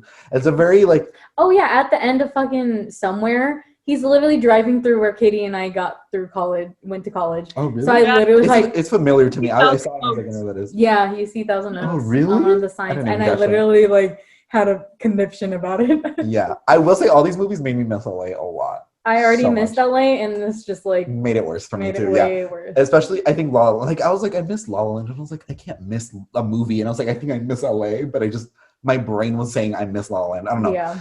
But anyway, I love this movie because love musicals. But also Why do you think people hate it though? oh yeah, I forgot that's literally why I started talking. The complaints I've heard is that number one, that the ending isn't earned. Like I saw some people saying that the ending isn't earned because like they were just trying to like be like edgy, like, oh, they didn't end up together. But I feel like it makes, if they had ended up together, it would have been really boring. Yeah. Because like the whole movie is them. Especially because it's so obvious that they're not a good pair. Like Yeah. actually. Yeah. As much as we want them to be, they're That's not. what the whole movie is saying. Like It was just like, I think I love this movie because what I took from it is just like, you know, sometimes in relationships, especially romantic ones, they're good for you for that period in your life, but they're not good for the next chapter of your life. Very Thank You Next, Ariana Grande. Very Thank You Next. Very Thank You Next. La La Land, Thank You Next, same thing. But like the acoustic like version, like on the piano, like slowed down version. Yeah, with John Legend there too. But I think that's why I love this movie a lot, and also just like the aesthetic of LA. Like this is absolutely like a fever dream, like of LA. Like absolutely, especially like when they're like what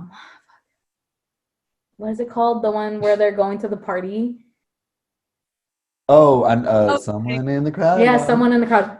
Lord have mercy. I was trying not to like body flail like during like watching this movie because I was just like, this is literally, I'm literally tearing up.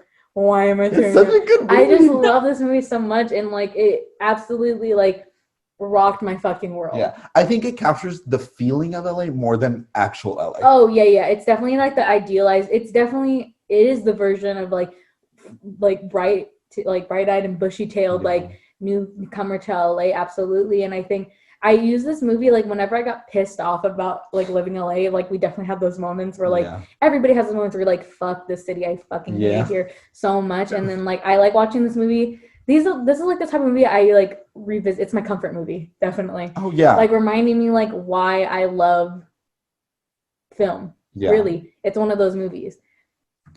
But yeah, and I'm sorry, go ahead. Oh no, sorry. I was just going off that, like, it's just interesting too how like out of all the movies we've talked about so far, like this is the first one that actually paints LA in a good light. Like all the others are kind of like very depressing, very like, you know, very sad people and like very dramatic. And it is cool to kind of escape for a little bit and really like see LA like as, you know, kind of people kind of like to see it sometimes. So yeah, because LA, yes, obviously it's awful at times and like sometimes it's the worst place on earth. It's okay to romanticize things sometimes. Yes, we've had enough of Hollywood sucks. La La Land was a refreshing little musical, like, oh, I love LA, like it's fine. Let us have this, everyone. I know, and nobody like that's another thing is like sometimes like you can like love a movie like this that like absolutely like makes LA look like the best fucking place ever, but also love movies that like Mulholland Drive. Like Mulholland Drive that make it look psycho because they're both true. Yeah.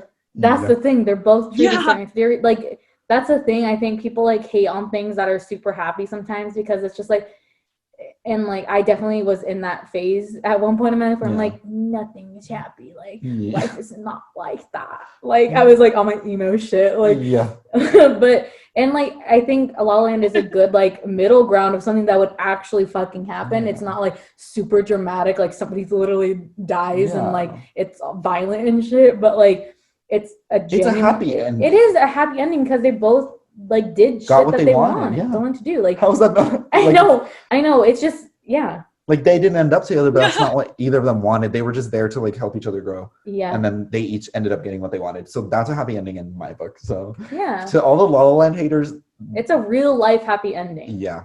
Like that is something that would genuinely happen. And that's the thing, like sometimes like like you get one thing but you don't get the other thing, and that's okay. And like especially when it comes to people, I feel like especially relationships, not even like romantic ones, like friendship ones, it's okay to grow out of people. It is totally okay to do that and like just cheer for them for the sidelines, which is like what they're doing. Yeah. Like they shared that look and that was them like being I remembered it like as you said it. pain.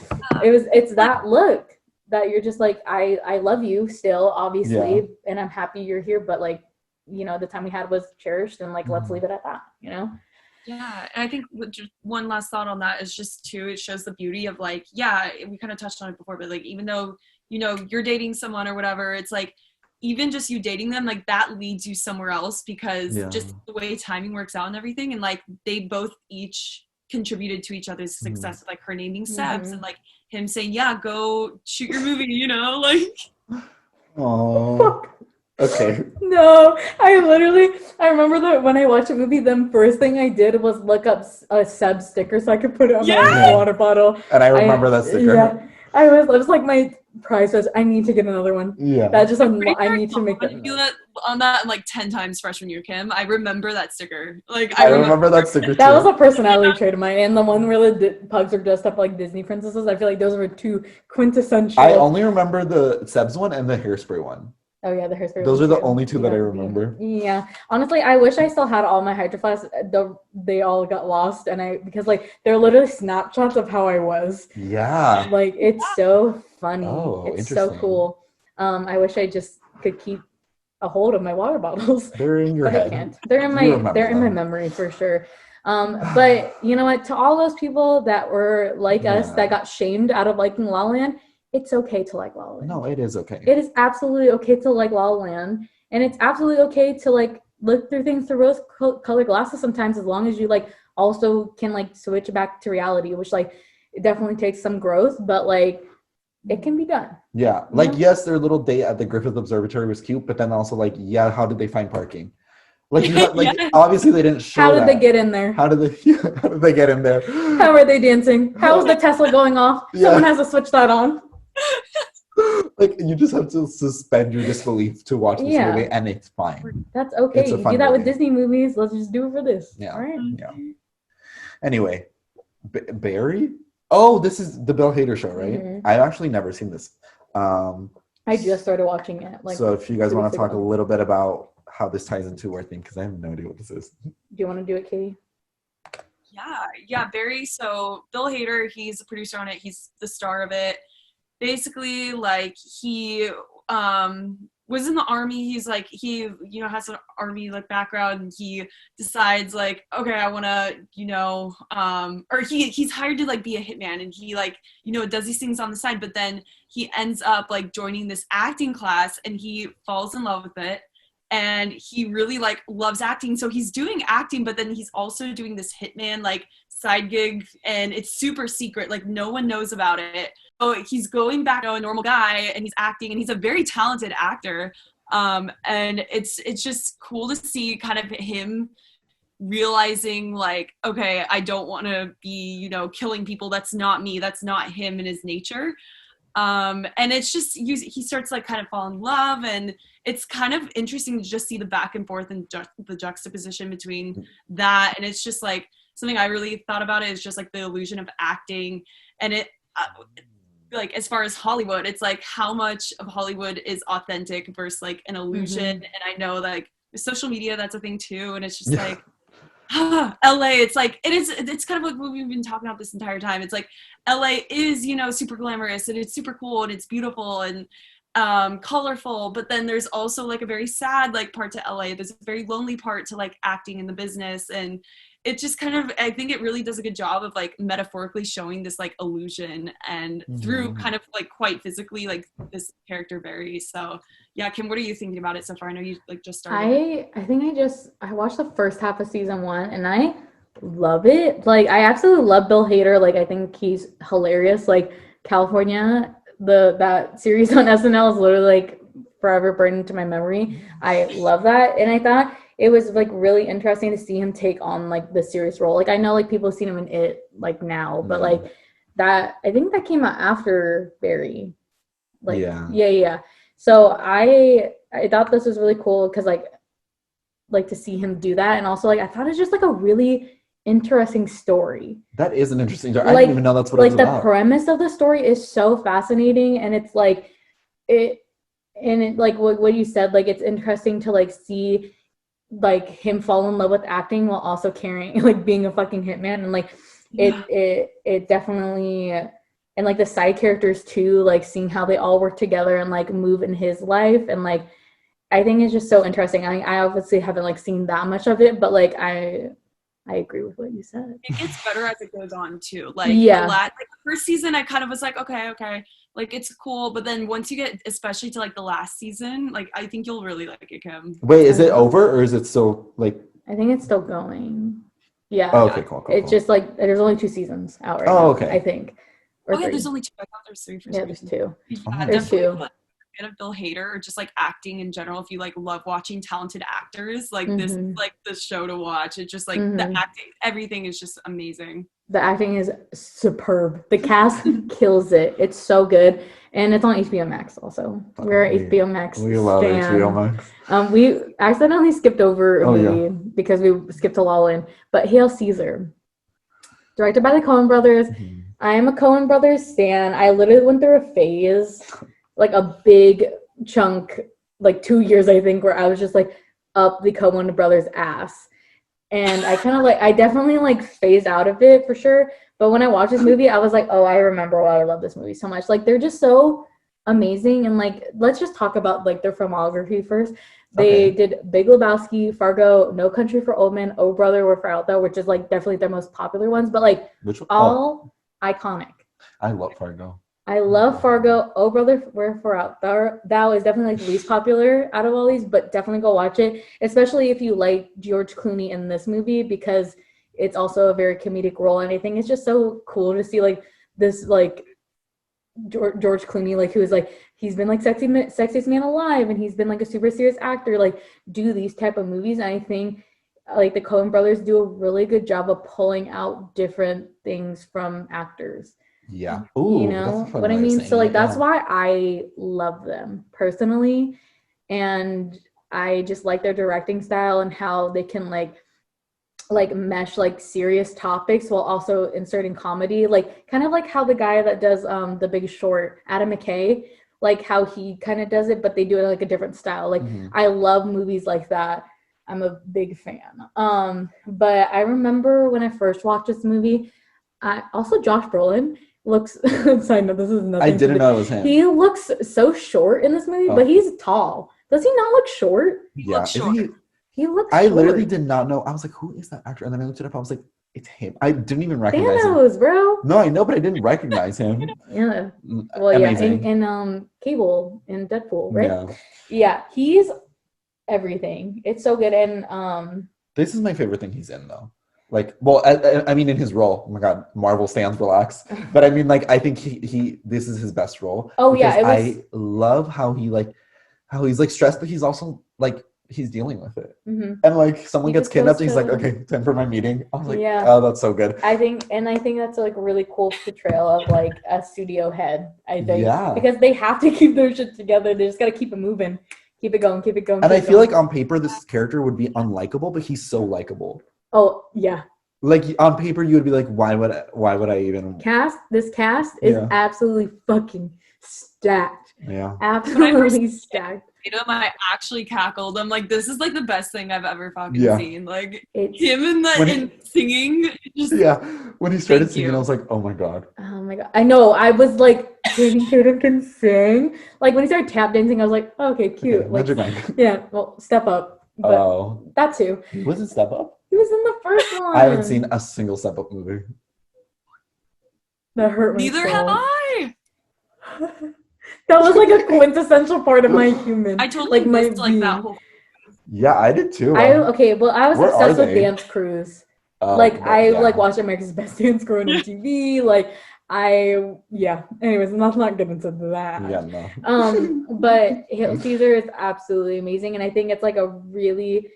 There's definitely like a lot of subplots, but like the overarching plot is that George Clooney gets stolen by a bunch of communists who also happen to be writers in the industry. So basically, yeah, the last lines he delivers because he basically gets plucked out of the communist, and then he has to finish the movie because time is money. You know what I mean? And he's been gone for like over a day, and the line that his character delivers is basically what communists believe in. Also, Tilda Swinton. So sorry, I totally missed Tilda Swinton in this movie. I missed it, and I kept on like watching review letterboxings, and everyone was talking about her, and I was like, what? It was one of my favorite parts of the whole movie. I didn't recognize her. Really? Yeah, I didn't recognize her at first because she usually plays different kinds of characters, and so I was like, oh my god, that's Tilda Swinton, and then she's playing the two sisters, but they're never on screen together. Oh my god, that's so funny. Tilda Swinton can do literally anything. I was so confused. I literally had to look it up, and I was like, she was the twins? Yeah. Because I was so confused. But and when I saw, because I remember seeing her come on the screen, I was like, that person looks very familiar. She looks different. Also, like the way that she can just play multiple characters, and like in Suspiria, she plays like the Grand Witch or whatever, and she also plays like literally a man. Like she's in prosthetics playing a man. Major Gemini vibes. Yeah. Okay. Tilda Swinton, we love you. No, I love her. She's an amazing actress. Yeah. But what are your thoughts on this, Katie? Sorry, because I was looking at your notes. I thought it was cool how they merged kind of like politics with like entertainment, and like I thought of the writers' strike that happened like sometime like in the last 3 years. I can't remember the exact year. But it's so true because like I always think about writers do not get shit, like, and they should be getting more recognition. Like they're literally the ones writing this, like direct.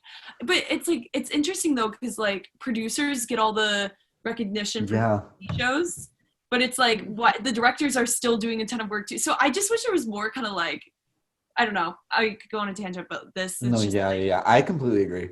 Yeah. And I feel it's like weird what people focus on, I think. It is. Yeah. I feel like the producers have well, never mind. Let's not get into that. Me being a writer about the I know, I was producers. Like sitting next to somebody who wants to be a producer. Let's move on. Yeah. But yes, Katie, that was a great point. Yeah, just like I think writers, and I think it's cool too how like the Coen brothers too like are like they're like we'll hold up a mirror to Hollywood and we'll call out all like the injustices, and I think like it is the cool fact that they let them too. Yeah. That's what I was thinking about while I was watching it. Like studios like do it. I think it's also because of the cast that they were able to get, because they were like, well, it doesn't matter what the movie's about if Scarlett Johansson, I think that's another reason why they up the comedy, because they have comedy in like every single one of the things, but I think that's another reason why they might have like upped it a little bit more, because Hollywood is like, okay, but we can't like let them in on too. We can't be too on the nose about it. Relax. You know, that's literally Hollywood. It's like we can talk about it, but like we can't like just directly full on say it out. Yeah. Very suspect. Don't come for me, Hollywood. Don't blackmail me yet. Please. Not yet. Later. I still love you. Yeah. I still love you. I'm still a stan. Once Upon a Time in Hollywood. Okay, so fun fact. This was, and before I was like lying. So, but like, I'll just say this now. This is the first Quentin Tarantino movie I ever watched. If I've ever said anything about like Quentin, blah, blah, no, I was lying. A lot of people. This is the first movie I saw. No, I feel like a lot of people are aged. This was like the first Tarantino movie. I feel like I definitely lied. I was like, I saw Pulp Fiction after, but it's because I think I'll say it. I don't care. The fans of Quentin Tarantino are so irritating to me because they literally will like. I think it's okay. Obviously, everyone loves different people in any form of media, but when you are not able to take criticism for a person that doesn't know you, I'm like, you need to. The parasocial relationship is too deep. Yes, and so for the Quentin Tarantino fans, I also think that like obviously he is a great director. He has some sketchy things, but like obviously he's a great director. Like he wouldn't be as famous if he was bad at his job. Oh yeah, no. Like obviously he's amazing. But I also think people just like latch onto that and they're like, oh my god, Pulp Fiction, put that poster up in my room and then move on from it. So that's why I was like, I didn't want to watch anything Quentin Tarantino because I was like, I'm yeah, too the cool fans for definitely ruined the movies. Yeah. And like when I watched Django Unchained, I had no idea really who Quentin Tarantino was. And then I was like, that was a great movie. Was that the first one you saw? I think I saw Pulp Fiction before But I wasn't understanding that it was Quentin Tarantino. Yeah. I think it was just one of those things where it's like it's on and I'm gonna watch it, or somebody was watching it and I just ended up watching it, but I wasn't like actually paying attention to it. But Django Unchained, I think, was the first one I like went to the theater knowing and what like it was. yeah. Okay. I didn't know who Quentin Tarantino was, but I kept on hearing people being like, "Who Quentin Tarantino?" Quentin Tarantino. Not yet. Oh yeah, He and only so has 2 more. no, one more. Well, now it's one Oh. more, but like at Django Unchained. The Django Unchained. I thought we were talking about Once Upon a Time. He really pushed the fucking limits with Django Unchained being a white man. Yeah. He's a little too bold. Let's not get into that one. He's a very bold white man, and I don't take that as a compliment. It's just an observation. He is a bold white man. I was watching an interview with him when he was talking about Once Upon a Time in Hollywood, and they were like, why doesn't Margot Robbie's character talk that much? And he was like, I reject your narrative. I was like, relax, Quentin. Yeah. Relax, Quentin. His fucking Oscar speech. Like, I don't want the Tarantino stand. You know what I'm trying to say. I promise you there's not a single Tarantino stand listening to our podcast. Yeah, We're not, it's not the same podcast. demographic. No. They're definitely more of like a Joe Rogan type of. Yeah. Yeah, they're definitely listening to business podcasts. Oh my god. But you know what I mean. Like, Yeah. I objectively, he is a good director. Is he a good person? No. Also, how he almost killed Uma Thurman in that car No, crash. that's what I'm Anyway. saying. I'm like, why aren't we having the same energy? We're just waiting till the 10th movie, and then everyone's gonna be like, "Fuck you!" Yeah. Like, what is gonna happen? Because like, he's done really shitty things. Yeah. Yeah. So the movie, after all that trash talking Quentin Tarantino, I actually really like this movie. No, I love this movie. Yeah. I said he's a great director. Like, I'm not gonna fucking sit here and lie to myself that I don't love his movies. Yeah, me too. Jackie Brown is amazing. Yeah. Like, I fucking love those movies, but like, I think it's like one of those things where like when someone like one of like maybe like the annoying kids in your class like did something that's like actually kind of cool, and you're just like, that was nice, but I'm not gonna fucking say anything because I don't want to give him the ego boost. You know what I mean? It's like that type of energy. Like Quentin has the ego already. Oh, the photo shoot of him with Leonardo DiCaprio and Brad Pitt, where he's posing more than them. Yes. That sums up him as a person and his fans. Yeah. So anyway, let's talk about the movie now before. Congrats, Brad Pitt. I love you. Yes, congrats, Brad Pitt, on your Oscar for supporting I'm actor. pro Brad Pitt. Absurd. Yeah, supporting actor. Are people anti-Brad Pitt? I don't know. I feel like people are because of Brangelina and like Jennifer or what is it? Brent. Fragile. Oh no. Mm-mm. I don't know if there was Something one. Pitt. Jen Pitt. Okay. Anyway, that Jennifer or what? Bennifer? Bennifer. Is that real? I think so. Anyway, Keep talking. I'll look so it this up. movie is about these two, an actor and his like stunt double, and this actor is like realizing that he may not be that famous anymore, and then it's like the juxtaposition with the time in LA that it was the Charles Manson murders were about to start happening. So Satanic Panic was about to start. And so it's kind of like a mix, which when I first started watching it, I was like, how are they related at all? And then you see... Yeah. Bennifer was Ben Affleck and J-Lo. Oh my god. They dated? Yeah. I don't know anything about... I don't want any news. And they follow me on Twitter, and I literally don't know anything about them. Enos follows you on Twitter? Yeah. My old Twitter. I made a new Twitter because I was like, What? I'm going to get blacklisted if anyone finds this old. I kind of want my Twitter to be deleted. No, I'm literally going to delete mine because I was like, I've trash talked every single studio. Yeah, I'm deleting my Twitter. Yeah, me too. Guys, don't follow us. Like last year, yeah. Really? Yeah, it's not. I'm so scared of what I said when I was 12 years old because I was just nonstop tweeting any thought. I think I was just like, oh, they did blah, blah, blah with this show and this movie was bad and blah, blah. And I just thought this movie, because my resolution for 2021 was, if I like a movie, I will talk about it. If I didn't like it, I'm just not going to say anything. And that's already out the window. Yeah, I was like, then don't start a podcast. Yeah, no, we trash talked Quentin Tarantino 20 minutes. I say this because one of my tweets that came up, like that I looked up, it was like at Hayes Greer, not even Nash Greer, Hayes Greer, you're hot or something. And like, I literally like wanted to recoil. So I think I just need to start over. Yeah, you do. The I did that. I highly recommend. Yeah, Fangirl Kim was ruthless. Because now we know, like, our brain is develop. I don't know. They develop at like 30. I don't know, but not that men's late. brains develop way Oh, later. yeah. I think So, women are done by like 26. Yeah, men are not. Yeah. So I have a while to go. But I was just like my Twitter. I was not of sane sound mind, or whatever. That's I don't want that to reflect the person I am. me now. either, because it's not. Yeah. So anyway, aside from that Twitter tangent, once upon a time in Hollywood. Anyway, so what's the movie about? I already said. You did? I was so You deep were- in the You were about Benefer. Bennifer. I was so deep in Benefer, I didn't even know. So the first time I saw this movie, I saw it in theaters with my friend Marlise, and I was like, oh, Quentin Tarantino, like I'm so indie, like obviously, no, like we were pretending, like we knew what was happening. We weren't It was serious. a joke. Like it was a joke. We were like, oh, Quentin Tarantino, and then I saw it and I was like, oh, wait, that was good. Like I actually really liked it because I didn't know that he what he does in a lot of his movies is he rewrites them. So I didn't know. We did. Oh. I thought that we were gonna fully see like Charles Manson murder this pregnant woman, which I was not. Well, not Charles Manson, is like his fans. Yeah. His cult. And so I was like so stressed because obviously like no one wants to see Margot Robbie get murdered, and like that Sharon Tate story is literally the most tragic thing ever. And so you're like in dread the entire time, and then when the movie starts taking a turn towards the end where you're like, wait, that's not what's gonna happen, I was like, wow, that was bold. And the way I spelled Tarantino wrong on the doc. So I think that's why I really liked that movie. And I also really liked how colorful it was, but it wasn't like it's just as colorful as La La Land, but it's not at all the same LA. It's a different aesthetic because like the 60s was definitely 60s. It was like right before the Satanic Panic is what this setting is. Yeah. Whoever color corrected that film deserves an award. Maybe they did. Maybe they did. I don't know. Katie, what was the first Quentin Tarantino movie you watched, and what were your thoughts on it? Okay. And then about this one. Reservoir Dogs was my first. Oh my god, I was like obsessed with Reservoir Dogs. I have like the gasoline, like I have like a special edition of the Reservoir Dogs that I got from Amoeba.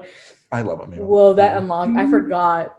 Wow. Anyways, I love that movie. I wish more people talked about it. I love the scene where he's like strapped in the chair, and then like that song's played. Like I just think his use of music in films is actually amazing.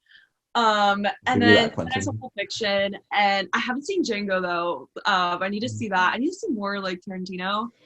In this economy, it's very unsettling to watch. I feel like Django. Oh yeah, because you guys. Yeah. Very bold of him to make that movie, as you said. Anyway, so he has the audacity. Reservoir Dogs though is a good first one, I think, and also this one, and I don't know if Pulp Fiction is a good place to. I know everyone starts there, but I don't know. I think this was a good place to start. Yeah. If you're our age, I think Once Upon a Time in Hollywood is a good place to start, and then go back. And speaking of Sharon Tate, I was like looking up, like Tarantino's whole take on this and how he like totally warped the ending.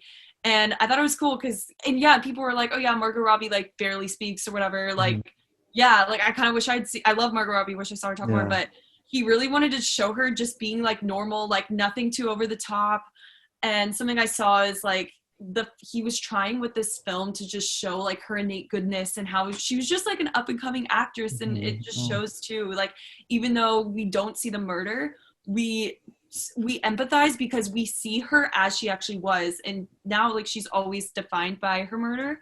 But I think because he didn't make a big deal out of her and he just showed her as the person she was when she was alive, just watching her movies, dancing, whatever it was, I think that's like a really big honor to her. For sure. Even her family was like, this was great. So I think that is something to say, because I don't think they knew how it was going to end at first, because I remember them being like, I remember something coming out about them being like scared for the movie because they were like, are they going to because the Hillary Duff movie came out around like the same time, and that was the haunting of Sharon Tate. Lord have mercy. Not them making a fucking fanfic. But it also ends the same. Like they change her ending. Yeah, but it's not the same thing. It's not. Like anyway.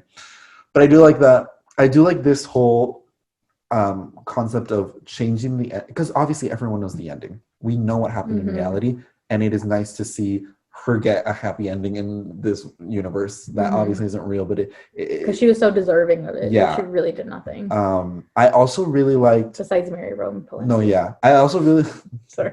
I also really liked that they like it was like, oh, Charles Manson, he's in it one scene and like that's it, but his like impact, his aura, because I bet you everyone who was alive during that time, how many of them actually saw Charles Manson?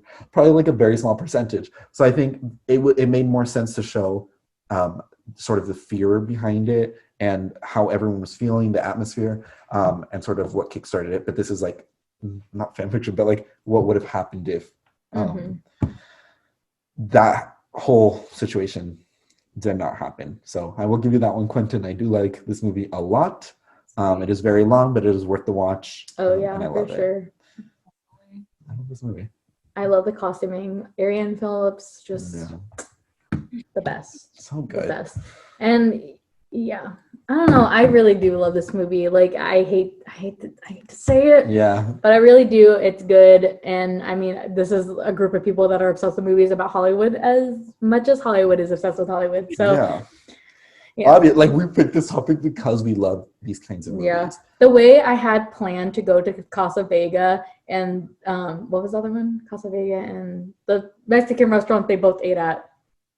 I don't remember. Oh, something Coyote? Something. I don't know. Those Mexican restaurants that they both like that Leo and Brad ate at and then Sharon Tate and her friends ate at. I had plans to go do that and then COVID hit and I was like I did I saw the so pissed. There's wait, that's not that movie. Never mind. Anyway. Okay. Yeah, it doesn't matter. Let's move on. So last but not least. Not the least, but not at the top. Not the least, yeah. Yeah.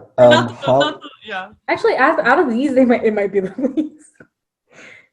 Ew. Okay, last but least. Last but least. Yeah, Hollywood, the 2020 miniseries. But the least is high up in the grand scheme of things. No, yeah, this is a great... I still loved it. He was up against Quentin Tarantino, David Lynch, and Sofia Coppola. Yeah, he had no chance. No. So Hollywood 2020, or Hollywood came out in 2020. It was a miniseries. I was so hyped for this. And then Kim and I, we saw, like our first podcast that we have was a Ryan Murphy, like a recap podcast. We did like 4 episodes, and then we were like, let's not do this. Got mad. So the basic premise of Hollywood is a bunch of different characters in what was it, the 50s, 60s? I think it was earlier, like 30s, 40s. I think it was a little, yeah. Okay, so the 30s, 40s, early Hollywood, like just barely starting. And sort of he was showing the underbelly of Hollywood. I hate that word. Underbelly. Yeah.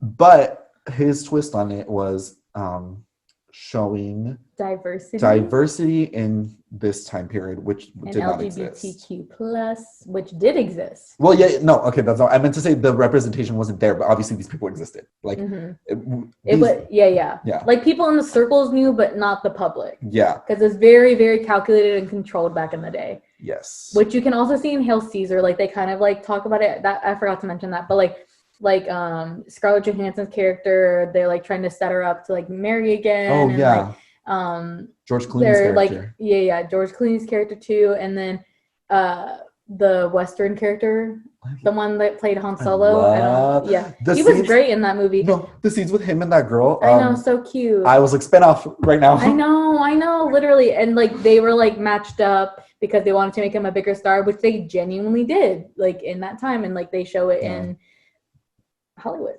2020. And Kim and I recorded a whole 1.5-hour podcast. Yeah, if you want, it's still out there if you want to listen to it. Yeah, because it was a lot more angry. I feel like now that I settled with it, because I think we recorded like right after. No, it was the day after we finished. Yeah, and the day after it came out, so it was all fresh in our heads. We were I don't know. After letting it simmer for like 6 months. I still honestly I don't like it. Okay. Ryan Murphy, that is no shade to you. I just Ryan Murphy, please Harris. No, Ryan Murphy, we love you, but like, just ignore this. Don't listen to this, Ryan Murphy. But I just think the reason I didn't like it was because it was diminishing the accomplishments of people who actually did these things in real life. That was my main point in that podcast. AF. Like, Halle Berry was the first Black woman to win Best Actress, I believe, And in this one, they're like, no, it's his fictional character. And I was like, that's fun and great, but like, that's not the real person who did that. And like, I understand the rewriting history aspect. I just don't think this was the best way to do it. But a lot of people loved it. A lot of people like wanted to see people that look like them in this setting, which obviously we've never gotten before. So I think it is good for that. Yeah. And it is like, we never see like people of color. We never see LGBTQ people in like period pieces and as like interracial relationships, and then on top of that, them being gay. Yeah. So I love it for that reason. Which I don't think I gave it credit for in our original hate speech on that one, hate podcast on that one. But looking back at it, I will give it that, because I do think that was beneficial to a lot of people who were watching it. Especially that scene where they're showing the awards show and then they cut to the people watching the awards show and how much it meant to them. It's like you can cut in real life too to people watching it now, and seeing people that look like them in this setting that they've never seen before. Maybe like it's like for those people that didn't get to witness Halle Berry winning it live, like absolutely. There's a way for them to like identify through that. I think I definitely, if a season 2 is on the table, I would not watch it. I would not be opposed. I would love to see these characters like move more, and I think I liked it because it showed like the underbelly of Hollywood and like shit that they literally like would control, like not to be seen. I think like, because I think a lot of times, especially in history, like you know, when you're in high school and like middle school, you're super ignorant to like everything else that's going on, and like I literally didn't experience like a gay person or gay character until like fucking Glee. So like it's like these people have always existed. And I think that's why a lot of people have deep-rooted hate, because this like was so pushed away and pushed to the back that people were just like, well, how? These people have never existed. How are they just turning up now? And it's like, no, babe, they've always existed. They just have been scared, because like it's always scary to come out with something being different than other people, especially in like societal standards. Like it's an extra layer of scary. So like I think it's an interesting way to fantasize old Hollywood. Yeah. And I think that's what it's good for. Katie, did you watch this miniseries, and what are your thoughts on it? I did. Yeah, I totally agree with you guys. I definitely thought, like, watching it, I'm so torn on it, because I do feel like it shows, you know, I love seeing, you know, a diverse period piece that just makes me so happy, and it really just like I was crying at the end of it, and me too. And it's like, this is incredible. But then like I did like read more into it, I thought more of it, and then I did realize like, wow, shit, like it does suck that they totally, it's like civil rights movement, nope, like you know, equality, nope, it's just like never was a struggle before. But I love the cast. I thought the cast was amazing. I really hope to see more of that main guy. I don't know his name, but he also did The Politician, I thought. Oh, yeah. David. David SW. Something David SW's. David. No idea. Also, I think an interesting thing that I wish like Hollywood is much more open David about. Sorry. I remember the name. What's his name? David Cornsel something. SW. Something like that. Okay. You can easily Google it. He's probably like the first person that comes Absolutely. up. But I think something, and like how we said earlier, like that screenwriters don't get the like recognition they deserve. I wish Hollywood was like more open about who was in the writing room, because I think especially like the first thing that goes to my mind is like when we're talking about like diminishing like the accomplishments of like real life Black people that fully exist and like allowed people to have the freedoms that they do now. Like I wonder like if they had Black writers on the show, and like I'm sure you could like look at the end credits and like Google these people, but like to the normal person, they're not gonna fucking do that. So I wish like, yes, it's cool to like have the actors like talk and stuff, but and like the directors and stuff, but the people that are like starting it is the writers, and I wish like they got more credit, and I wish like I think like kind of like Euphoria is doing a good job. Like they do collaborations with like the costume department, and they talk about sets, and like they put it on YouTube so it's accessible and like free. And I think that's just a general note about like the film industry and like why it's so it's like when somebody says they want to go into film, it's like a whole like another weight, and it's like, okay, well fuck, like how are you supposed to do that? Yeah. You know what I mean? And it's like super not accessible to the general public, you know what I mean? So I wish more TV shows or like Hollywood in general like were more transparent about who's in the writing rooms, who's like, I think it's all interesting, and it would encourage more people to go into the industry, because I feel like a lot of times, sometimes people like go in because you only know director, producer, actor, like you only know the big things that are above the line. But the reality of the situation is you're never going to start there. No, pretty much. yeah. Like you're never going to unless it's like a 1 in a million chance. And that doesn't happen to a lot of people. And that's just a fact. But if you really love filmmaking, you really love the art, like and I feel like that's why a lot of times when people like move to LA and like Hollywood and try to make it big or try to like get their foot in the door or whatever, like it's so fucking hurtful when it doesn't work out the way you see it. And like, yeah. Well, very well said. You know what I mean? Because like my shit was shattered when I I first got there. Like I was just like, this is a million times harder than I thought it would be. Not only a million times harder, but a million times different. There needs to be so different. much better fucking resources in like high school. Like I feel like it's so fucked up. Like just like reflecting on like your education and being like, wow, they really did only push like certain things towards students, and like also neglected like students that were first generation and like didn't do sports or like whatever the fuck. Like it's so gross to see. Because be like a whole ass adult that like made it through college and being like, how the fuck did I get through that? Like I literally like when I've been graduated since like May now, and I'm like, how the fuck did I do anything in college? I had no goddamn clue what I was doing. And it's like, it sucks. It also, how did we move to LA alone? Like, how did I? Yeah. Like when I think about it, I'm like, sometimes I can't even ask for ranch, and I moved to a different city alone. Like, that's insane. And so I think a lot of people, like how you were saying, there's not that many resources, and everything that's pushed is like not always what people want to be. So you see a lot of people going into business, a lot of people going into like medical stuff that don't want to be there.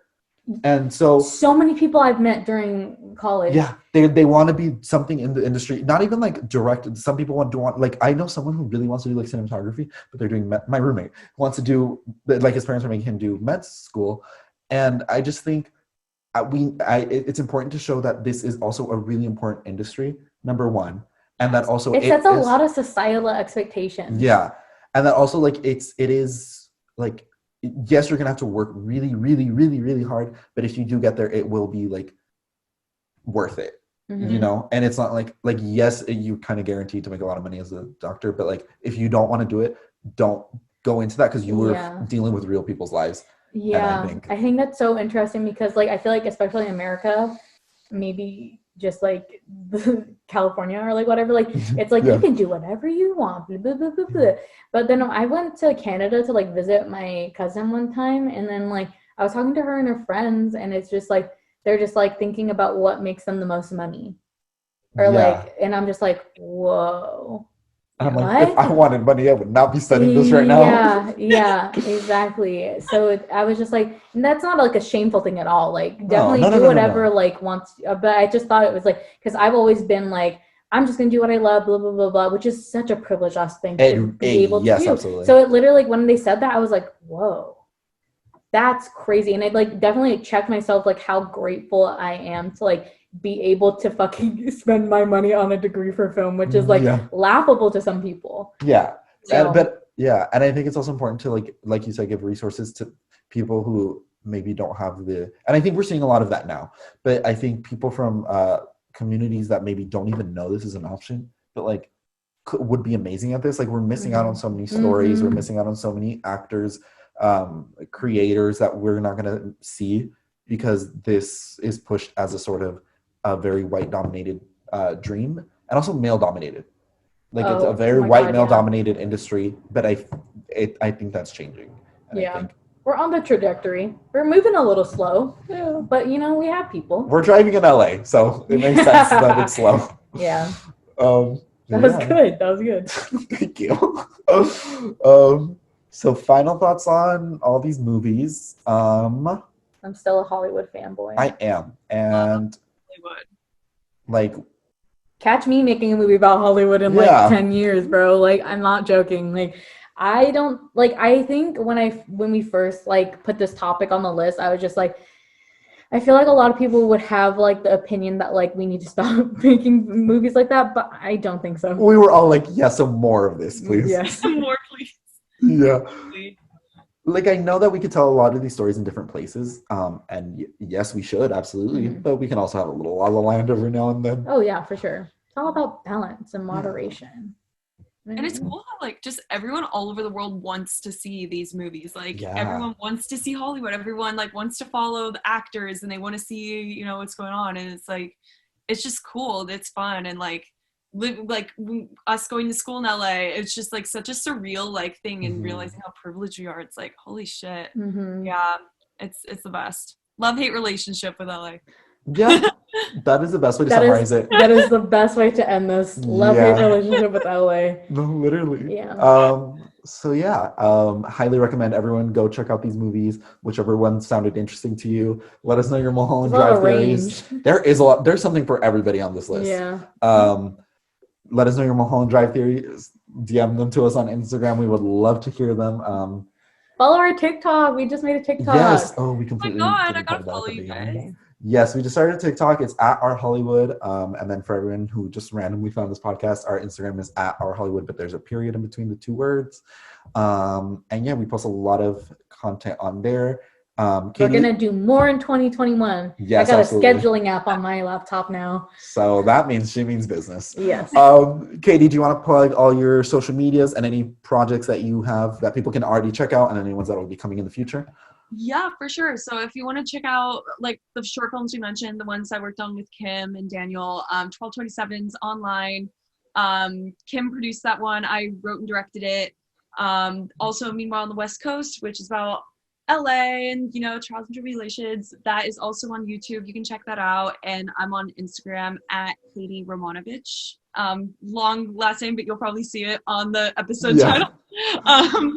So yeah, thank you guys so much for having me. This has been so much fun. Like there's I'd rather Dude, I think our podcast just keep getting longer and longer. Like that. Like we would like break like 1 hour and 30, like sometimes. Barely, yeah. But like now it's like 2 hours. We had a lot to say. We had a lot to say. Yeah, we're starting off with like passionate topics. Yeah. This season. So thank you very much, Katie, for coming on as a guest, and everyone, thank you for listening. Tune in next week. Yeah. Bye. Have a great Joe Biden is our president now. Oh, yeah. Woo!